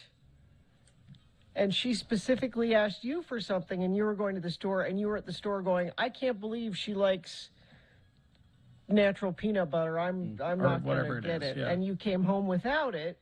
Would she say Bill's somebody that thinks for himself and decided for himself Well, whether no. to get me my peanut butter or not? No, I would get her the peanut butter. I would say, I don't. That's because I you don't follow care for orders? it. I don't. Yes. You don't I think for do. yourself? I see. Okay. See, but the point is, the way you depicted this, Gina, is that I went and I gave it some thought. I went, well, I don't understand it. She didn't even think about it. It just, no soda crackers. What? No. Oh, I mean, she didn't go and debate with herself about whether she should get them or not. She just didn't get them. Do I And need to it's- bring you some soda crackers? Is this No, where this is going? I'm going to have to take the bull by the horns, and I'm going to have to go out today and get myself some damn soda. So you get the premiums, don't get the Zestas. I like the premiums, and I also actually kind of like I forget what they're called, the house brand that Smith's has. Mm-hmm. They're cheaper, and I don't know, there's something about them I like. But I've made this mistake before. I've gotten the unsalted ones. Oh, what's the That's point of just that? a crime. That's a crime against nature. It's a saltine. It's right in the name. Absolutely. Why? Absolutely. How can you have a no salt saltine? And I never. Just another thing about saltines is I never really could figure out, and then I finally did. When you get a salad at a restaurant, and it used to be the fashion, and some places I'm sure still do it, they bring you the salad with that little packet of 2 saltines. And I always thought, what? This isn't soup. It's a salad. What? And so I don't know if it was my mother or somebody said, oh, well, you're supposed to do this. And she took the crackers out and crumbled them over the salad. It's a like, crouton. yeah, it's like poor man's crouton. Yeah. And I went, oh, know. And whenever I get that now, I do that, and I find it delicious. Yeah. Especially if you got Russian Oh, I shouldn't say Russian dressing, should I? No. Just Yeah. call it thousand. Well, it's not really. No, thousand. it's not there's thousand. Yeah. There's another name for it. It's If you don't call it Russian, yeah. There's another name for it. It's let's call it Ukrainian. Yeah. well, but I can't think of it. It's come on, somebody help me out. Soviets. No, it's another name entirely. Oh, really? Yeah. Oh, okay. Jeez, I can't remember. Because it's not- that's good on a sandwich. That dressing. Yeah. Mhm. Yeah, Thousand Island. No, Thousand No, it's Islands has pickles Catalina? in it. Catalina. That's Catalina. It. That's Catalina dressing. That's more accurate, really. Well, I don't know why they call it either one. I would think that was more created in California than it was created in Moscow. In Russia. You know? Used to be very popular. It used to be the most popular salad dressing, and you know what is now, of course? Ranch. Ranch. It's I know ranch. that. Ranch, and I think ranch is okay. But and everybody's just forgotten Ranch is about Green versatile. Goddess. Green Goddess is great. If I have the option of a green goddess, I'll go green goddess. You That's- just don't have it as an option very often. I know you can. It's not hard to make. We just don't do it. This is salad dressing chat here on the radio from El Joe. I told you to stay off of salad Twitter. Stay off of Sorry, it. You're just going to incur the wrath of salad Twitter if we keep up this conversation. I'm sorry. All right, we'll take a break. We will be back with your boner fight after this to determine boner of the day. X96.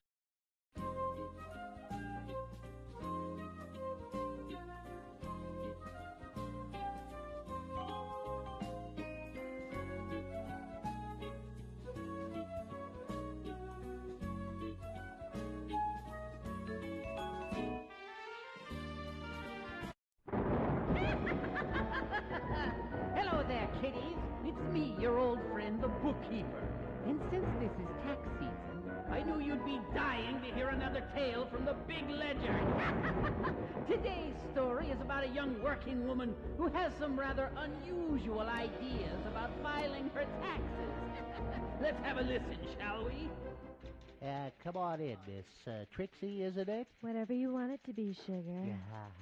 I was finalizing your return, and I came across some items which the IRS might have some questions about. Well, I filled out the forms the best I could. What more do you need to know? You've listed your occupation here as working girl. Well, we all work. Could you be a little more specific? Well, I thought it seemed a bit more polite than prostitute. Yeah. I suppose you could change it to hooker, streetwalker, Oh. hoe, escort, chicken rancher, whichever's more correct. Chicken rancher? Well, I'm pretty good at raising cows. No, I think that escort might not flag it on it. We'll go with that. Okay. Now, you've listed $8,000 in advertising expenses. This seems a bit excessive. Well, in my business, you can't make any money if you don't get noticed. So I got these. 38 double Ds. What do you think? They are very nice. You could put those away now. But advertising? Well, they sure stop traffic. Well, why don't we list them as capital assets? Then you can depreciate them over time. Okay. What about this $25,000 for office improvements? Didn't you say you were a prostitute? What office? Well, I had to have a new lamp post put in. You know, the old one did a lousy job of showing off my new capital assets. We'll come back to that. $12,000 in office supplies? Condoms. Oh, well, that offers all the questions I have. Do you realize, Miss Trixie, that you could increase the amount of your return if you had your pimp set up a 401k plan for you? Hey, that's a great idea.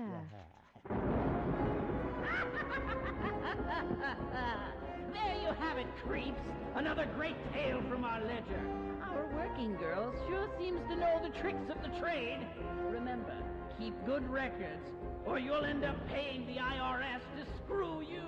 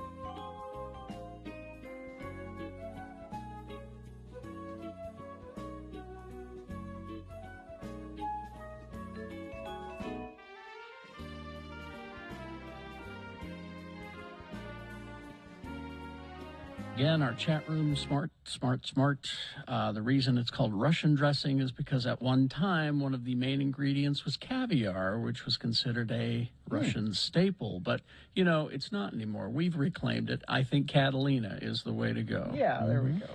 Calling it Catalina from now on. All right.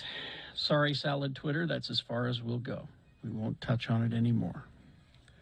But we will, let's see, at 9:20, remind you that Boner Fight happens here in about 7 or 8 minutes.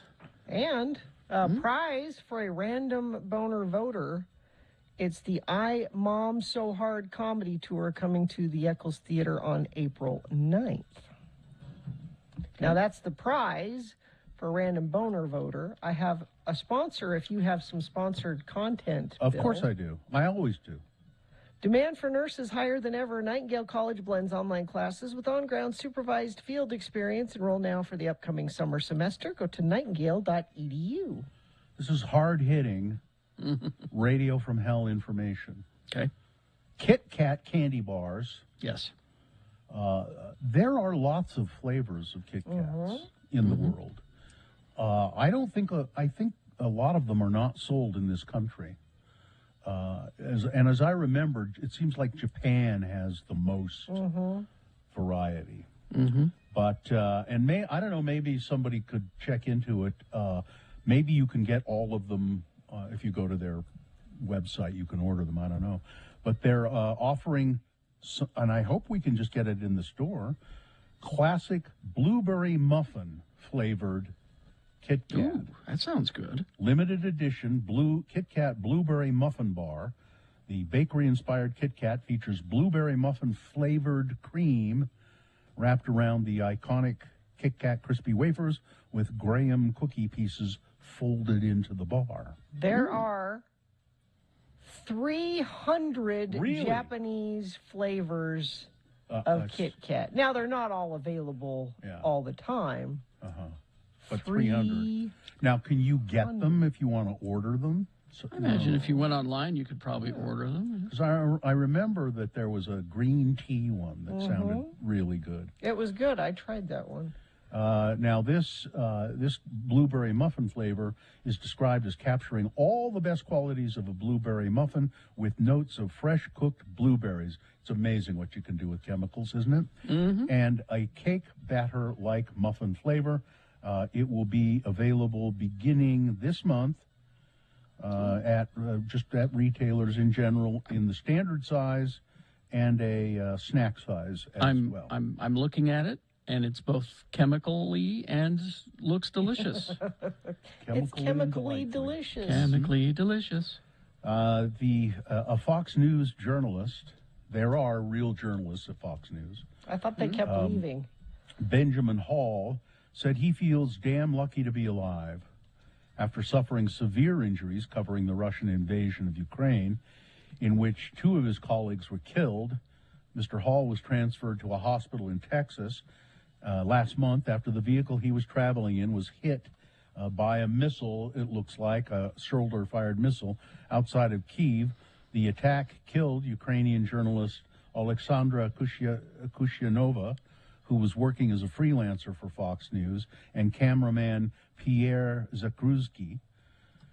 Now, Mr. Hall said, to sum it up, I have lost half of a leg on one side. I have lost my foot on the other side. One hand is being put back together. One eye is no longer working. And my hearing is pretty well blown out. But all in all, I feel pretty damn lucky to be here. And it is the people who got me here who are amazing, the doctors that are putting him back together. Wow. I think that's a pretty remarkable thing to be able, a pretty remarkably positive thing to be able to say, based on those injuries. A man was stopped out on the highway by a Utah Highway Patrol trooper because this was on I-215. It's because he was driving like around 126 to 130 miles an hour, passing cars, speeding through traffic.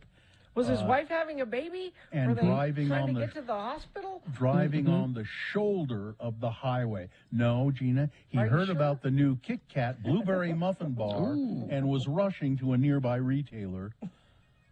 They finally got him pulled over, and no one was injured, thank goodness. This is pretty cool.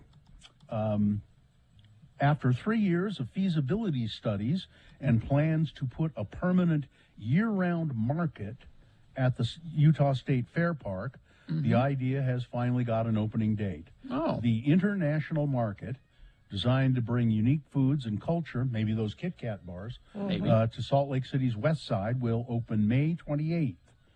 We're trying to create something that's special and unique to Salt Lake and also to the west side, said Larry Molinax, the Fair Park's executive director.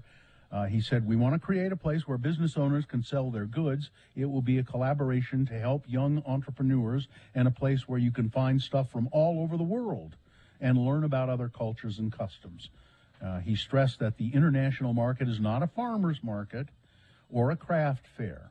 Its purpose, he said, is to address food insecurity on the west side, provide foods that are culturally important to the surrounding neighborhoods, create a destination for Utahns to experience other cultures through food, crafts, and art, and give immigrants and refugees opportunities to start businesses. Yeah, so I used to volunteer with my daughter at this kind of... The Spice Kitchen?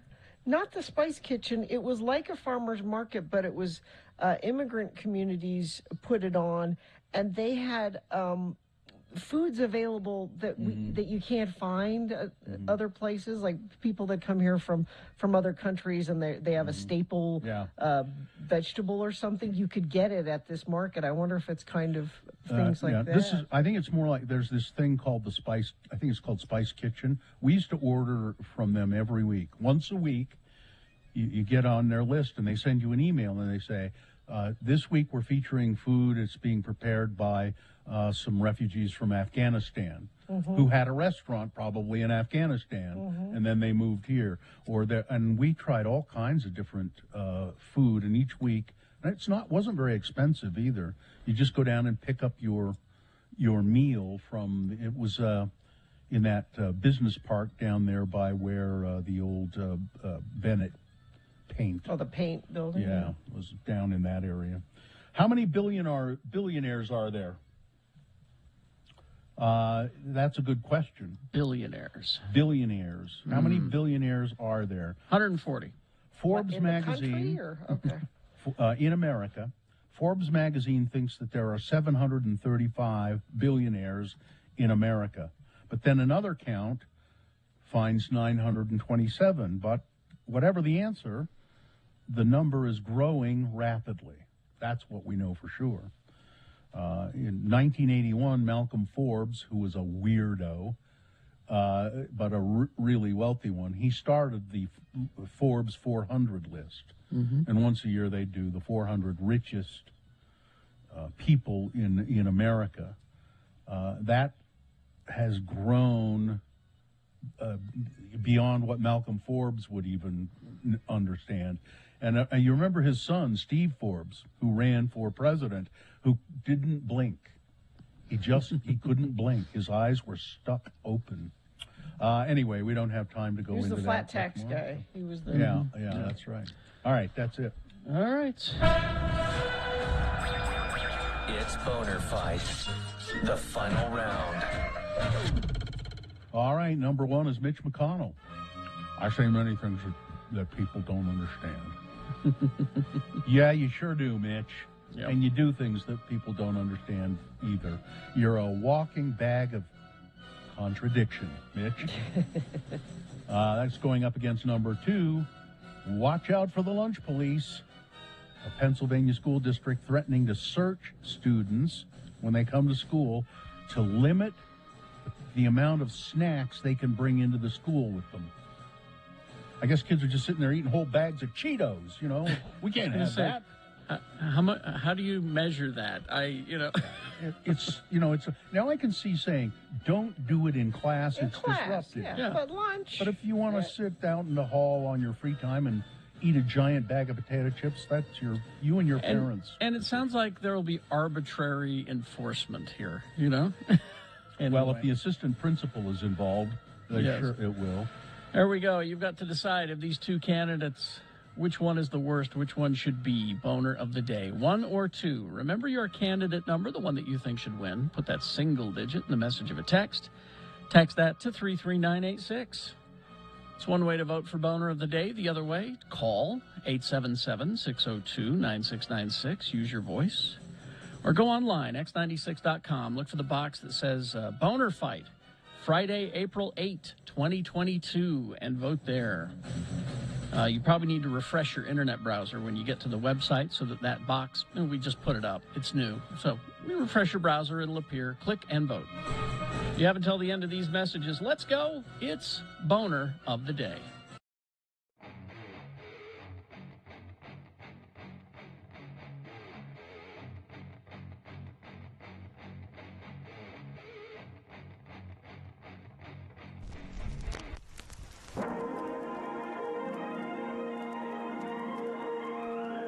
It's often said that people of Utah speak a language all their own. It's a language that's often confusing and even incomprehensible to newcomers here in the Beehive State. So, Radio from Hell presents a handy guide to help everyone understand how the natives speak. It's the Utah Word of the Day, and today's word is... Moan. M-O-A-N, moan. How is this Utah word used? Well, let's find out by looking into our two Utah simples as they converse, one with the other. Listen carefully for the word of the day, moan. Say there, LeGrand. I gotta say, I am impressed with you. What? I don't know whatever you mean, LeVar. I don't think you've ever paid me one compliment in our lives. I mean, I thought you was pretty sure that you had me figured out and that there was nothing I could do, or would do for that matter, that would ever impress you. I was resigned to the cold, hard fact that I was, in your eyes, unimpressive. That I, again in your eyes, was incapable of having a moment that I could be proud of, because I knew that you was proud to have me as a friend. I mean, I never felt that you felt that I was worth, once more in your eyes, of true and honest friendship. Well, for hell's sakes, I had no idea you was carrying around this heavy satchel of resentfulness toward me, LeGrand. I mean, you ain't the sharpest spoon in the drawer, but you're okay. I've always thought of you as a friend, in that you are the kind of person that when he needs a shovel or a rake or a lawnmower or other tools and household fixer-up items, the kind of friend that don't hesitate to borrow and then never return them items to me. You're that kind of friend. Well... And hence the reason I said I'm impressed with you. What? You have stopped your borrowing ways. You don't ask me for stuff anymore. Well, that's right. And you know why? I went to the Ace the other day, and I bought all kinds of stuff. And now I don't need to borrow your tools. I got my own. I said to myself, LeGrand, stop your borrowing ways. And so I spent a bunch of money and got Gordon tools and household tools and the like. I got my own now. Well, I guess you could say you've grown. Yep, got my own. Except for a lawnmower. They're expensive. Can I borrow your lawnmower? Join us again some other time as we examine how the Utah natives speak with the Utah Word of the Day.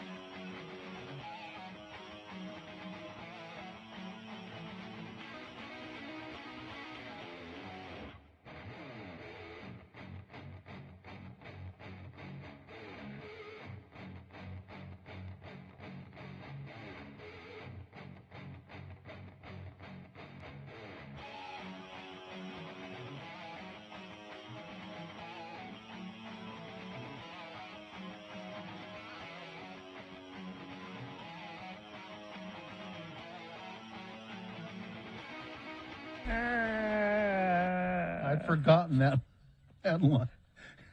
My cousin could do it, and she only had one arm. And she still does. 9:35, let's award Boner of the Day. Yes, indeed. And it's brought to you in part by sausages and Brussels sprouts and potatoes. And save on skiing at Snow Basin Resort with discounts up to $20 on lift tickets when you buy online. Visit snowbasin.com. Well. I guessed the right one. We let the right one in this time.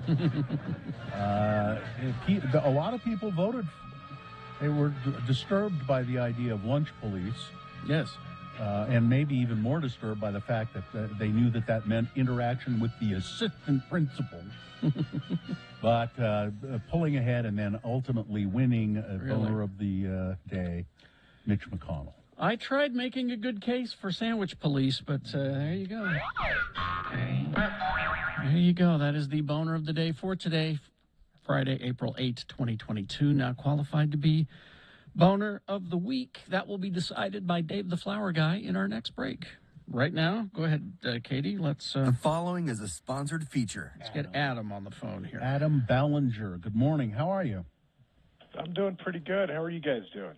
All right. You know, fine, I think. Adam is with Intermountain Healthcare, and it says you're an exercise specialist. Yeah. I mean, is there a more technical More term technical? for it, or is that what you are? Sometimes it's put on there as an exercise therapist or as a trainer or a specialist, and occasionally, if I'm really lucky, an exercise magician. Well, that's what I'd like. Yeah. Now, you wanted to talk about how to avoid injuries, and I have one right now. It's too late for you. How I about know. the rest of us? You're going to start seeing more injuries as the weather improves, though, right? Yeah. People are getting out and getting moving, and after like a long winter of not doing as much movement stuff, we're not quite prepped. So a little bit of prep stuff, taking it slow and easy at the beginning is a great way to start. Like, well, what should you do if let's say you want to be a bicyclist or a runner? What should you do to warm up? Or You know, the easiest thing that I could think of, especially here around the Wasatch, is to get walking and then walk a little faster and then walk uphill. And if it's just a day-to-day warm-up, that's an easy thing to do. Or if it's even just like your pre-spring, getting things moving. That incline's great for your feet and ankles and get more muscles going. So that's just like, bar none, it's about the easiest way to go. And if you want to really tackle it, it can become a great form of intense exercise too. Now, I think this is interesting to me because years past, you used to think, well, before I exercise, I better stretch. And that's not the case anymore, right? Really? Well, you know, it's kind of a complex answer. There are some groups and some types of stretching. Science is making everything complex these days. So with some folks and these long static held stretches where you don't really move much and you just sit there like you're doing a yoga pose for a minute or 2 minutes. If you do that and then you get out there and you try to jump around quickly, it's possible that you're a little less stable in some of those ligaments and joints, and so that can cause a little strain. There's a little percentage that showed it increased a risk. how about exercise and stretching, or stretching after exercise? Now, stretching after exercise is a great thing. There's a ton of science that says that's wonderful, and especially if you're stretching, helps you get back towards good posture. That's like a great combo. So before exercise, maybe not stretching so much as just start out slow and then build up the intensity of what you're doing. Yeah, and there's a little bit more to support. It's not technically what we would call stretching. Do you remember going to school and you had to do like arm circles and leg circles and stuff like that? Yeah. It's wild, but some of that stuff is showing to be, coming back, and that's a great way to warm up. Little foot and ankle circles, arm circles. Yeah, good stuff. How about weightlifting? Is there an importance of that in just regular people wanting to improve their physical health? Well, if we look at exercise as a big, broad category, we have that stuff where you move a lot, and it's cardiovascular. And then we have kind of all sorts of mixing stuff. It's the fancy stuff on Gatorade commercials. And then on the other end of the spectrum, we have things like weightlifting. And that's the best way to improve your lean body mass, and that helps with your metabolism. And then if we start looking at groups as they get older, that lack of movement, loss of muscle mass is are two of the biggest factors of why we won't move and will age less vibrantly. There you go. You know, it's interesting to me, Intermountain Healthcare, they have hospitals and doctors, and they make money when people are injured and go into the doctor to the hospital. So why are you trying to keep people from being injured? This is antithetical. Well, you know, if you live long enough and you're out there moving around, you know, medicine's going to be something that's going to help you somewhere. So, you know, if you put it off more, there's still plenty of people that keep the business wheels turning. And if you put it off longer, great, you know. So keep moving. I have this, I want you to tell me how you can direct people to this website, because the information you sent us, it just says click here, and so I did. And it's Intermountain Healthcare, Sports Medicine, and Performance, and there's a lot of information there. How do you get to that website? I'm an exercise guy. I'm not a tech person. Come on now. I would say start at IHC.com, and it probably will take you from there. So if you need that rehab stuff and the sports performance, that's it. I work in the Live Well Center in the Park City office. So we're actually adjoined to orthopedic rehab and sports performance, and that's why I'm like an exercise person. So the Live Well Center is also another great way to look it up. Just a Google search, Intermountain Healthcare Live Well Center. Okay. Yeah, or you can just go to intermountainhealthcare.org and search sports medicine and performance. There you go. Oh, I love that. Perfect. Easy. So we're here to help, too, you know. Hey, thanks for... yeah, go ahead. Well, I was going to say, when are we going to see you guys over here? We got a couple classes each week, you know. Anytime you want to show up, come on over. You have a Tai Chi class? I've been thinking about Tai Chi. We got some yoga, but we don't have some. I like yoga. When you say over here, does that mean we have to come up to Park City? Well, you know, if you're downtown, there's another Live Well Center down there. So we got you covered down there and up here. Oh, nice. Okay, I'll look it up. Thanks, Adam. Thank nice you, Adam. talking to you guys. All right. Thank you. Take Talk care. to you later. All right. We will take a break, and we'll be back with Boner of the Week, and we'll crawl towards the exits after these. X96.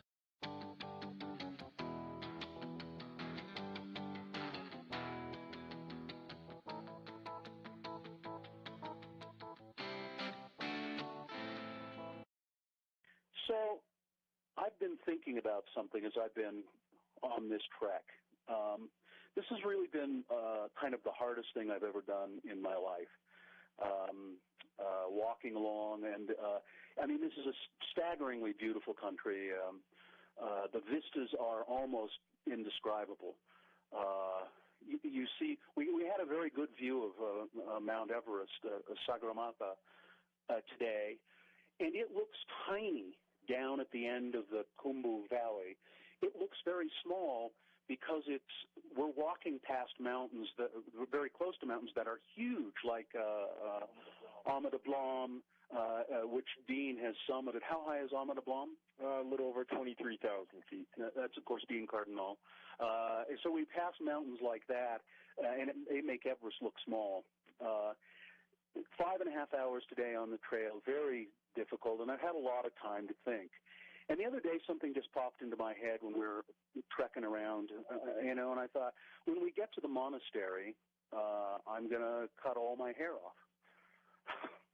It's not I talked to my wife, and she said, why are you going to do that?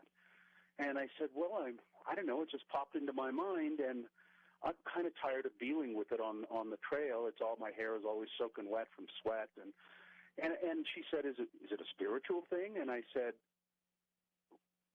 well, maybe kind of it is.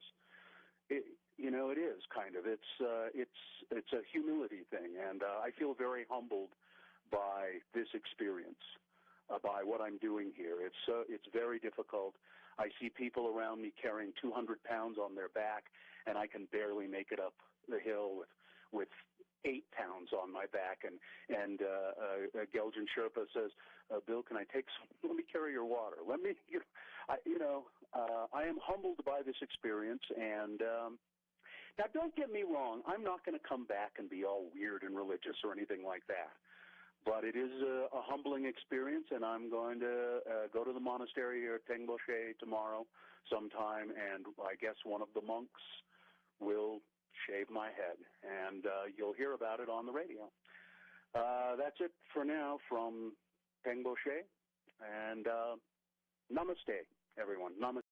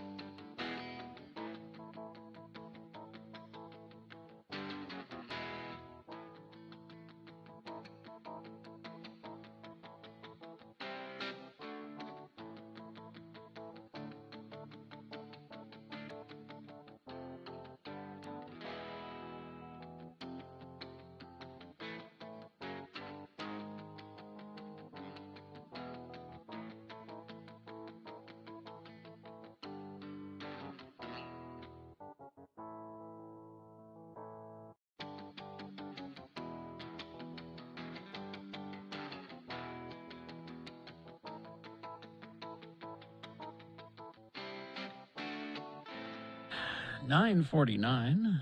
Let's award Boner of the Week. It's brought to you by Save on Skiing at Snow Basin Resort with discounts up to $20 on lift tickets when you buy online. Visit snowbasin.com. Well, is Dave there? Yes, he is. Heidi ho. Heidi ho. Now, is this the real Dave Mattson? Yes. Okay. Who else would it be? An listen, imposter? There are all kinds of imposters in this world. Maybe it would be somebody trying to get my money, Gina. Don the Flower Dude? You think that's who it is? Could be. No, it's Dave. I can tell. Hi, Dave. Hello. Dave is Dave has selected the boner of the week for us for nearly a half a century now, and we're excited to have him every single week. He pays attention to what's going on more than most people, and he can tell. Now, if you see Dave around town, he's got flowers for sale. That's why we call him Dave the Flower Guy, and he will mow your lawn. Not for free, for money. No, it's a business. Yeah, so if you need somebody to mow your lawn, get a hold of Dave. Are you ready, Mr. Madsen? Yep. Okay, here we go. Boner candidate number 1 from Monday. Your elected leaders care about you. You know, unless you have diabetes. All 4 of Utah's representatives in the House voted against a bill that would cap the price of insulin. They haven't said why, but I suspect it has something to do with pulling yourself up by your own bootstraps and socialism. Probably. Something like that, yeah. Number 2, pro-pedophile. Representative Representative Marjorie Taylor Greene calling Lisa Murkowski and Susan Collins and Mitt Romney pro-pedophile. That's number 2. That's also number 4. She did it in 2 different venues. That's why it came up twice. One was a tweet and the other was an interview. But Wednesday is 5 years old, primarian age. That law in Tennessee would allow common law marriage, eliminating any age requirements.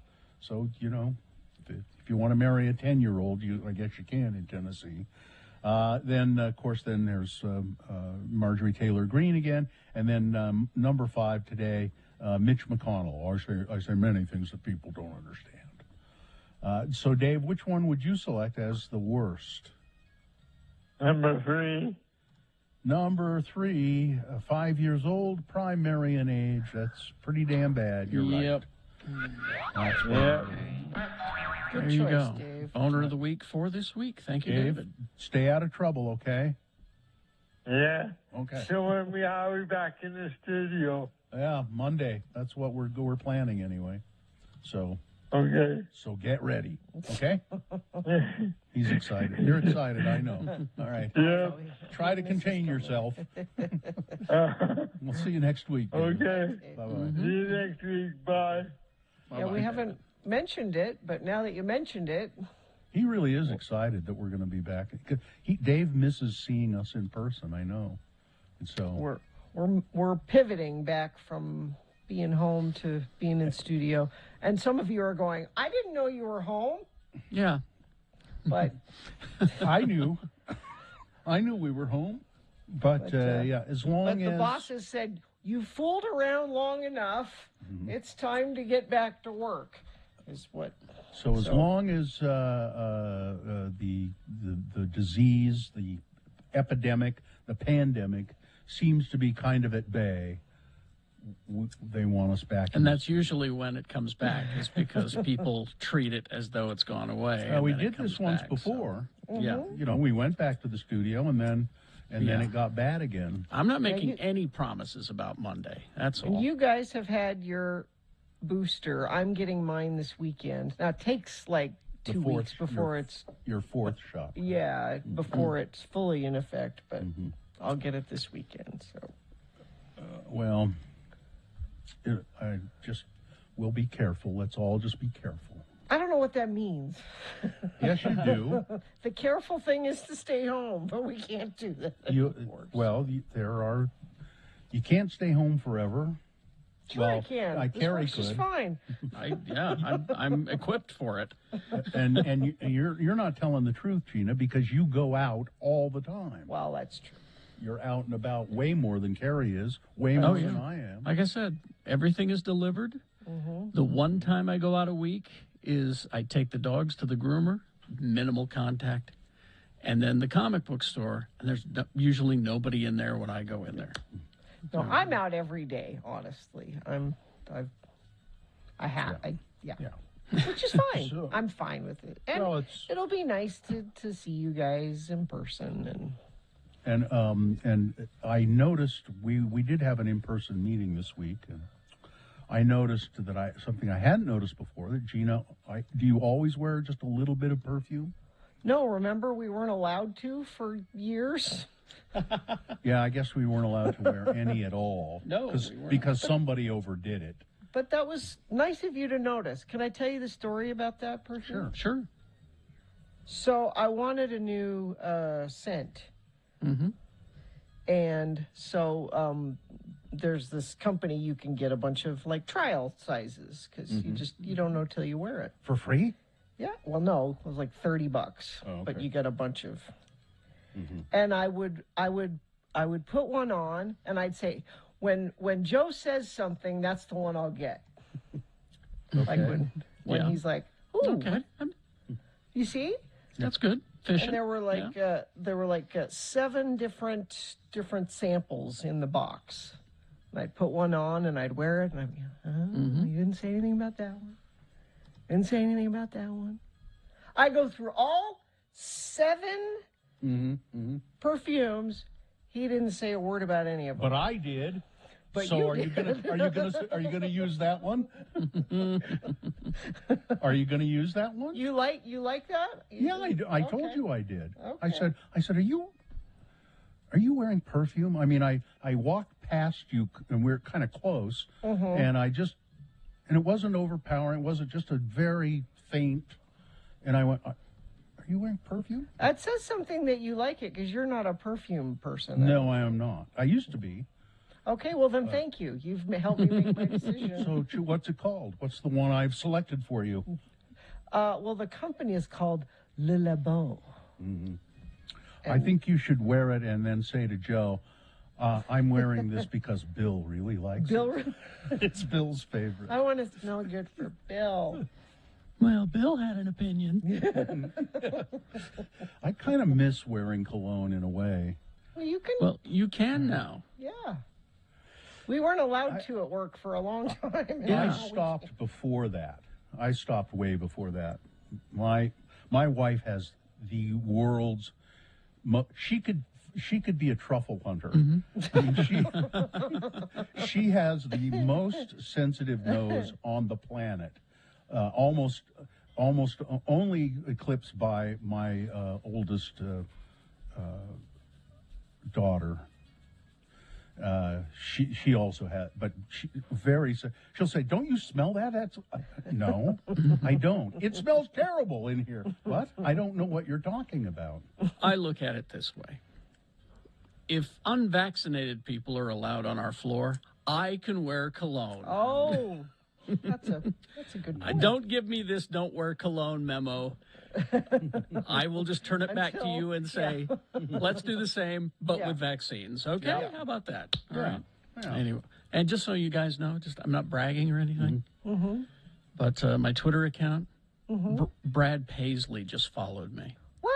Yeah, Brad Are Paisley. you sure, Brad? It's interesting. He only has 2 followers. That's really weird, isn't it? Yeah, that's. Isn't that odd? You'd think he'd have more. I thought he was more popular in the country music venue, but apparently not. Well, Anyway, that's odd. all right. I think we're good. Fine job as always, Katie. Live long and prosper, bitches. Don't you know who I was? Like I said, I make no promises for Monday. Yeah, I don't know. We'll see. See ya. Marcy is next.